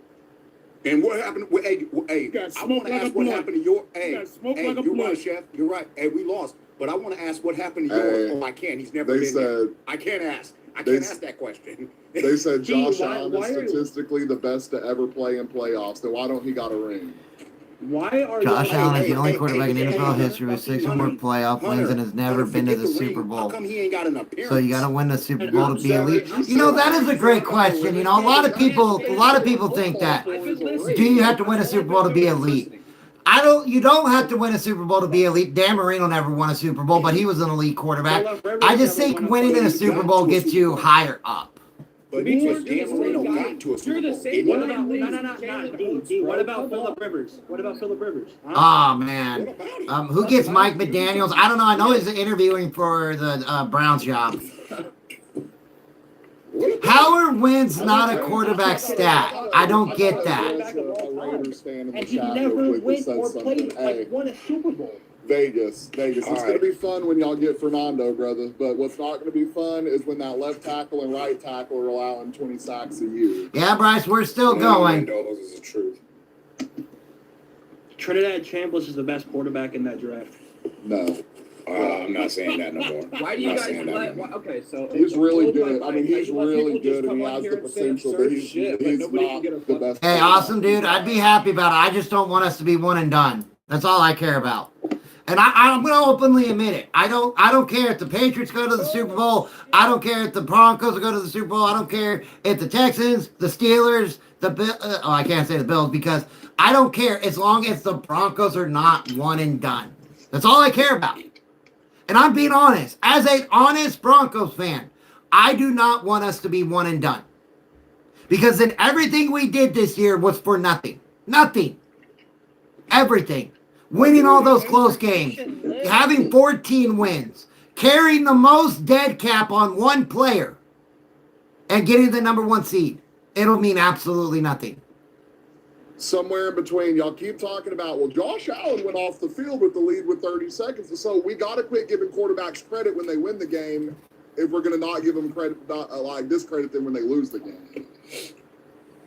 Yeah, but when we discredit, if Josh Allen went out there and beat Patrick Mahomes, it'd be like, oh, Josh Allen did this, Josh Allen did that. When we discredit other quarterbacks, though, it's made as excuses, and the coaches are made the scapegoat. Jesus. Hey, Hoosier, go ahead. Let Hoosier speak. Go ahead. I've been trying to have this same conversation for literally since I got up in here, bro. I ain't even got the. As soon as I asked it, they started talking about something else. Okay, well, we forgot you existed. I get your standpoint on Josh Allen. He's not won a big game, but you can't say that he's not an elite quarterback because of that, bro. No one in here is saying he's not an elite quarterback. All right, go on, Hoosiers Nation. Go on, finish, brother. I don't want to have to yell over people and scream and fucking. I hate doing that shit because then I get kicked for trying to fucking talk. All right, go on, Hoosiers. What do you got? So you were just giving props to Jalen Hurts, were you not? Yes, I was, sir. That's a modern day Russell Wilson, brother, and you're giving props to Jalen Hurts, dude. Really? He's got a ring. But you wait, can't. Wait. Let him finish. Let him finish. Ring, it means nothing. Let him finish. It means absolutely that ring. Okay, it meant something in Seattle. How does that ring not mean nothing? How does a ring not mean anything? It means nothing for Russell Wilson today in this age. Are you really are we really gonna sit here and say, yeah, Russ has the ring, that's why he's so elite? Russ is a Hall of Famer. He was a system quarterback, brother. Russell Wilson is a Hall of Famer. You know that. You know how Russell Wilson's going to go. There's a chance he'll be in the Super Russell Bowl. Wilson's going to the Hall of Fame. You know that, right? Russell Wilson is not going to the Hall of Fame. He will. He'll go to the Hall of Fame. Not go to the Hall of Fame. But he is. But he shouldn't. He's going to the Hall of Fame. Are you? Nobody in this panel can say with a straight face that he deserves to go to the Hall of Fame. Hey, by the way, Broncos fans love to hate on Russell Wilson. Hey, I have a reason to hate on Russell Wilson. Thank you very much. I can say Russell Wilson deserves to go to the Hall of Fame. I can. I can say it with a straight face. I can say it with a straight face. I'm not here to argue or yell and go back and forth. And you can call Jalen Hurts the modern day Russell Wilson. That's your choice. Just like it's my choice to say that until Josh Allen and Lamar Jackson and these quarterbacks and everybody, oh, hey, hooray, get it done. I'm not on them like that. Now you can choose. You can choose to be on them. No, why are you trying to change my mind? Aaron Rodgers. Why are you trying to change my mind? One Super Bowl ring. Right, and he's Hall of Famer. Ben had one Super Bowl ring. He absolutely did get carried by Legion of Boom and Beast Mode. Because they can't win playoff games. They are Hall of Famers that have Super Bowl rings. Are they Y'all's not? minds You're giving the how caveat. good Tom Brady and Patrick Mahomes Hoosier, are, you're by giving the caveat and you're missing it at the same time. You're giving the caveat. You brought up Aaron Rodgers, Super Bowl ring, constantly in the playoffs. You brought up Big Ben, Super Bowl ring, constantly in the playoffs. Tell me where your guy, Josh, constantly in the playoffs, but losing in the playoffs. And got over and won the big game and got to the big game multiple times. And got to the big game. Why should Russell Wilson be in the Hall of Fame? I don't know. I don't think he should. Not first ballot anyway. Demetrius, if a wild card is the big game with Aaron Rodgers, then you got you might be sick. Hoosier. Aaron Rodgers has gotten to the Super Bowl more than once. I am saying this, and you don't want. He has gotten there more than once, has he not? Oh my! Has he not? Has he not gotten to the Super Bowl more than once? Any starting quarterback who gets benched by a backup because the performance doesn't belong in the Hall of Fame. Yeah, okay, I'll agree. That's That's real suspect for you to sit there and say, now it matters when it's Aaron Rodgers and then he makes it to the fucking playoffs in the big game. But it don't matter when it's Josh Allen, huh? No one said it doesn't matter, but can Josh Allen make it to the big game? He's never made it. That was our whole conversation, bro. Can Josh Allen make it to the big game? He's never made it. Yeah, Allen's never been to a Super Bowl. I'm not talking about the Super Bowl. He's never. Come on, big games. So is that big game not a playoff game? Oh, now No, he's it's not. twisting the topic. Yeah, now he's twisting the topic. Well, okay, hold on. Let me take this, guys. Let me take this. Hold on, let me take this. When it comes to the modern day talk about quarterbacks, right? We're gonna forget about the Marinos. We're gonna forget about LA and all them, right? We're talking about modern day quarterbacks because everything is different. Josh Allen does get a lot of speculational talk because he's never been to the Super Bowl. Yeah, I get it. He's been in the AFC Championship game. I get it. He's been in the divisional game. I get it. He also won his first, get this, yesterday was Josh Allen's first road victory as a starting quarterback. He was 0-8 prior to that. That was the Bills' first road victory since 1992. First road playoff victory since 1992.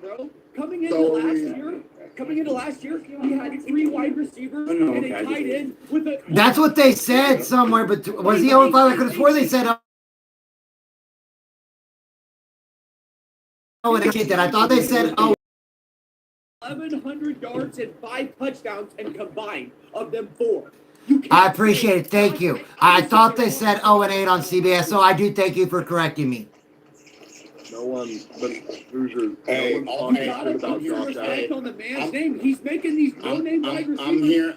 I'm hearing all of the stats, and I'm gonna say it again. Josh Allen, a great athlete that's playing quarterback. I'm saying he is an elite athlete. He is an elite athlete. He is an elite athlete playing quarterback. But I am going to say this: when it comes to what matters and what's important, he has fell short. Has he You not? said elite athlete playing quarterback. Why don't you just say he's elite quarterback? Okay, Hoosier, spit it out. that's your opinion. Hoosier, that's your opinion. But the deal is, and this is what I think. This is what I didn't realize I was muted. Josh is not an elite quarterback as Lamar. Bill's gonna beat the Broncos. Hey, yeah, Jeff. If they do, they do. Here's the deal. Again, first time since 1992, the Buffalo Bills won a road playoff game. Great to finally get over that hump. First time Josh Allen has won a road playoff game. That is awesome. But this stated this multiple times, and I don't like it.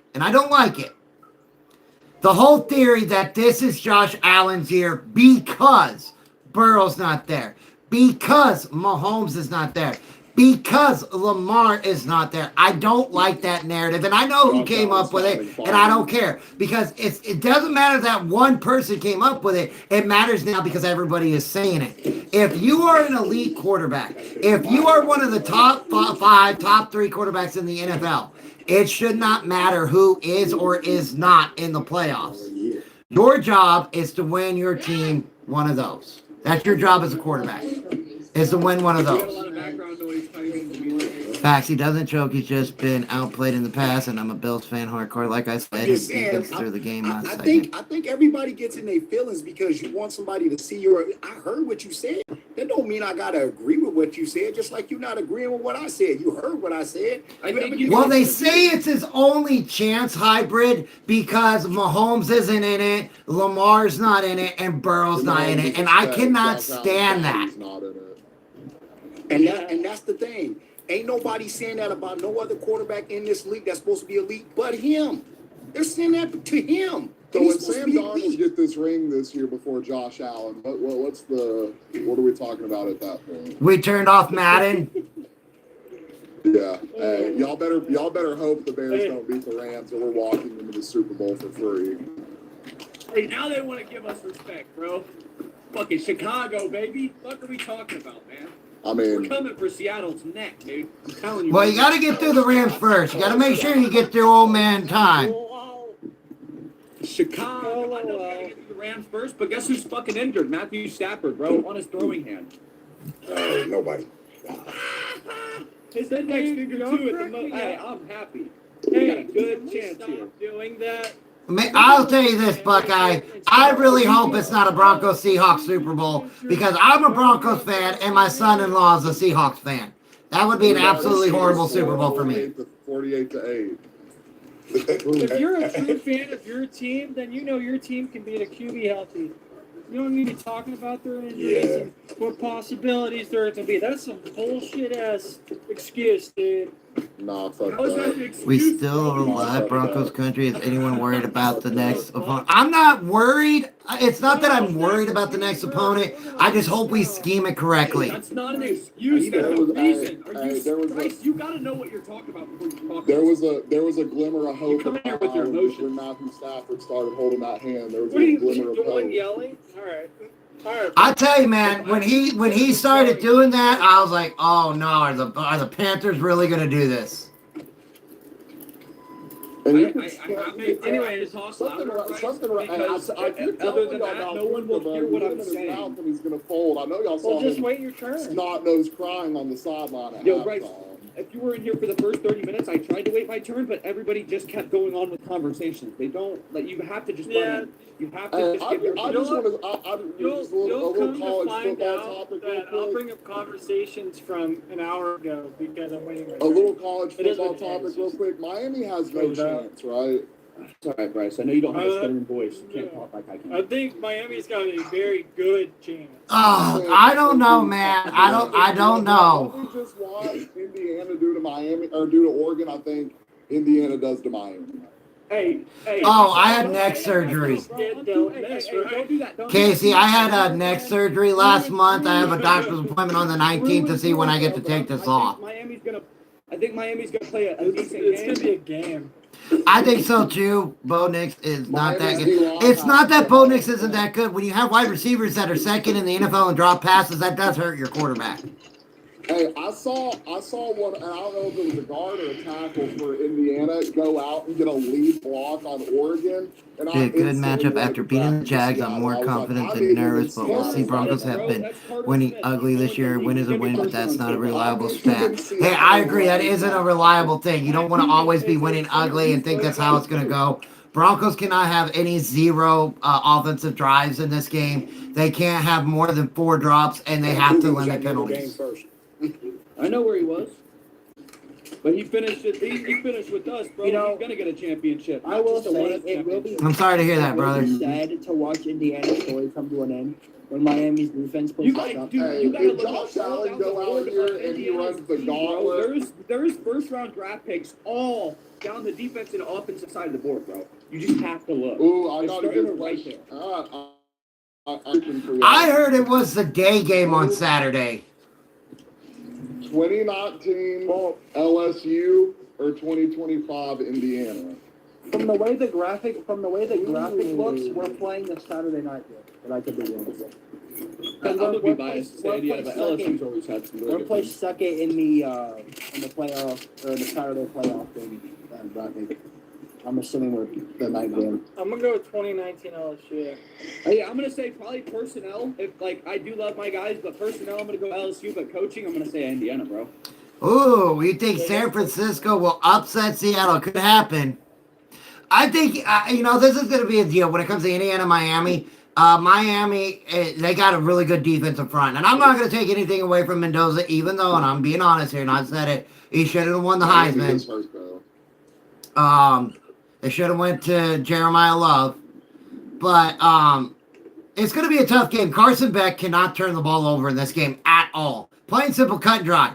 He cannot have any turnovers or the game's over. Well, there's gonna be a few, and he's gonna have to learn to adjust. Jeremiah Love should have played in that Pop-Tart role.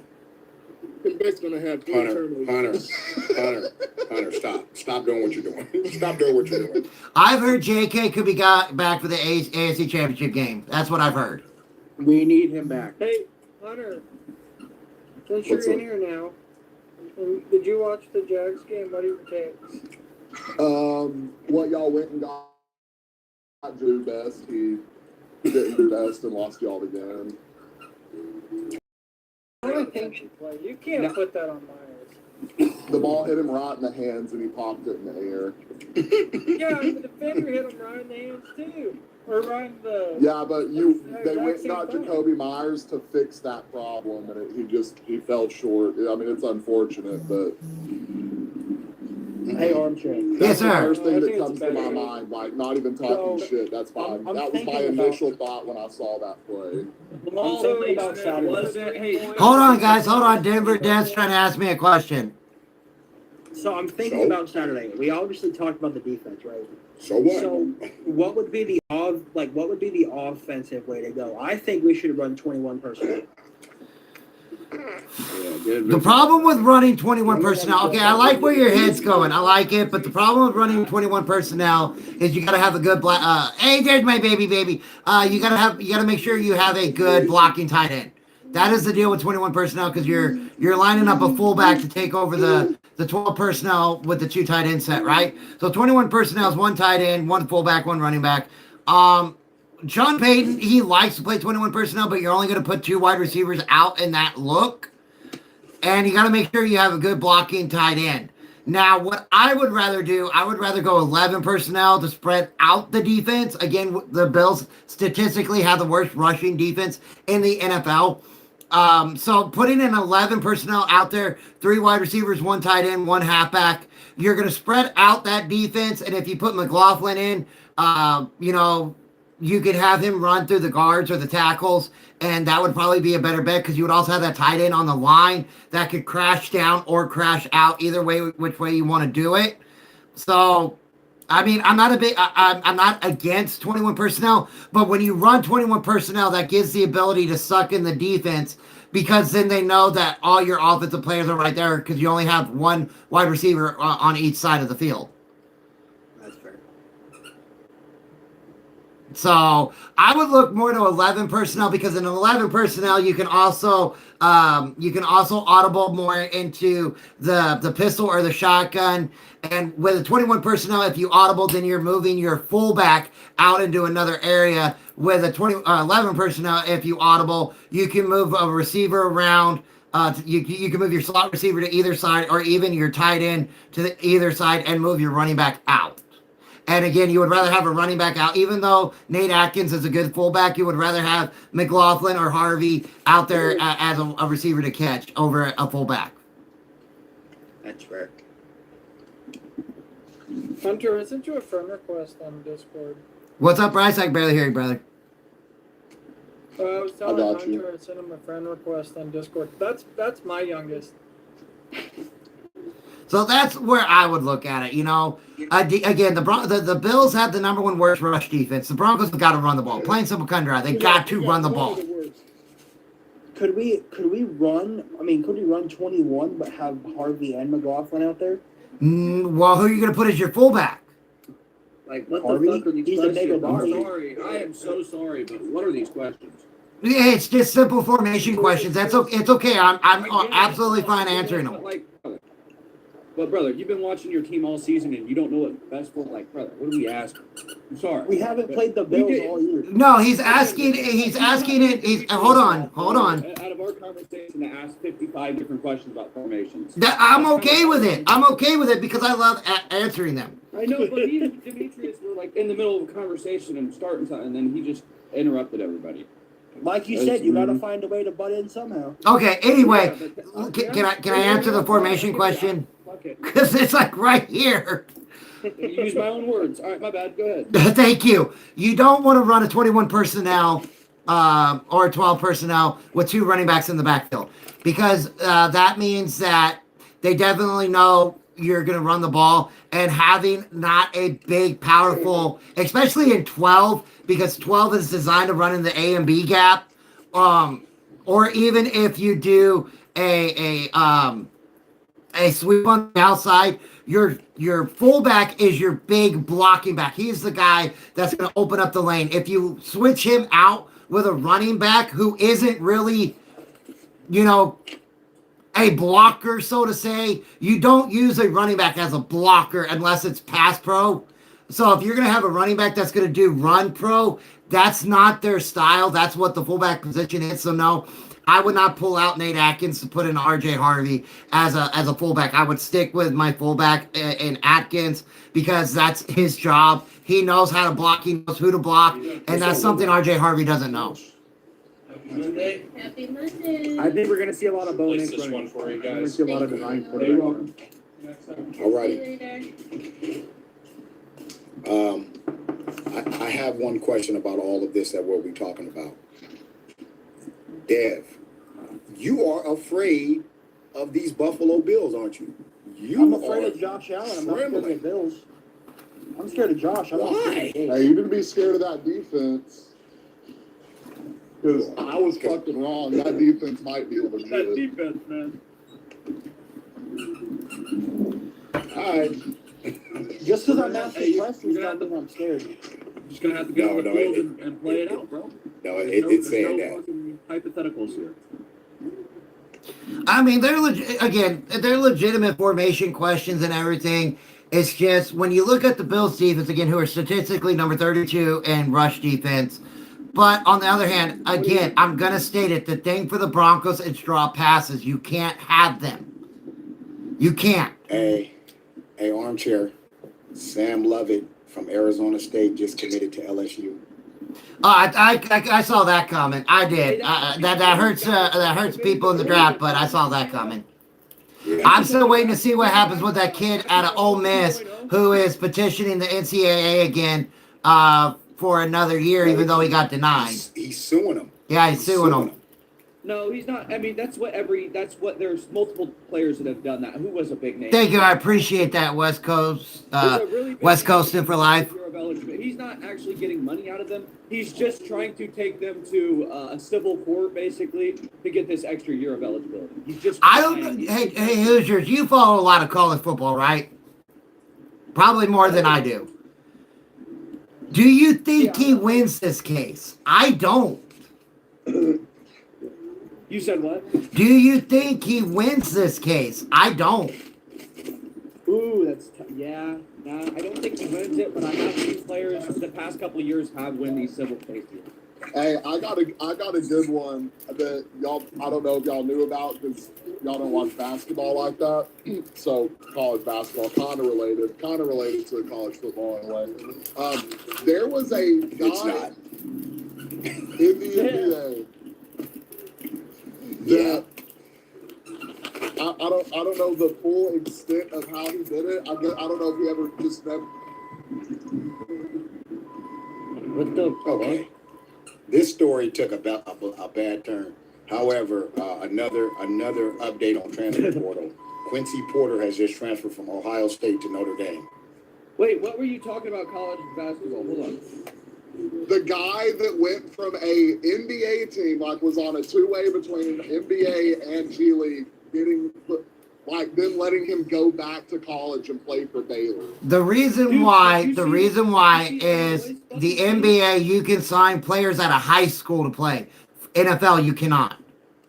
Yeah, so they're basically saying your 4-year eligibility is still there since you, like LeBron James never went to college. So you can't sign college or high schoolers anymore, but you can sign guys overseas that never played in college. I know. Look at Illinois' team. They just signed somebody mid-season, and they let him on the team mid-season, bro. I've never seen nothing like it in my life. Exactly. That's what I'm saying. That's what Baylor just did with that dude from the NBA. Like, he has played reps in the NBA, and Baylor was able to sign him. Has been offing itself these past few years, and I have been the biggest college basketball. I hope so, man. All I grew up watching, bro. Like literally, all I grew up watching, and now it's hard to even watch it at this point. It really is. So, like, obviously, like, that's not gonna happen in football per se, because they really don't have overseas guys that are good enough to do something like that yet. 4 to 5 years.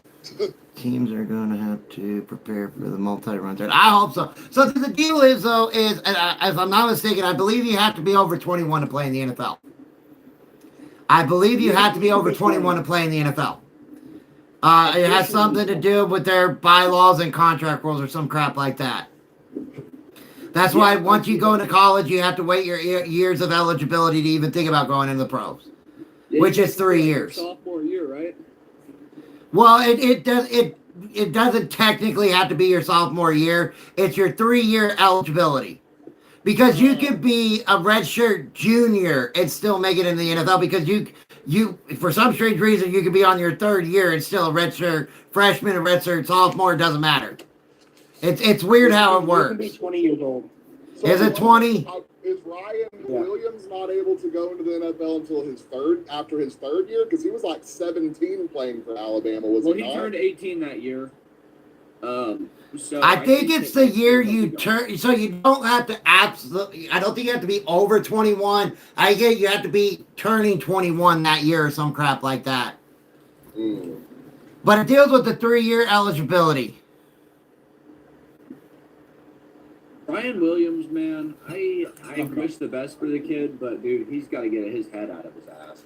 But guys, I hate to do this to you, but I do have to call it. We've been at it for 3 hours. I definitely have to go take medicine. My back and neck is hurting.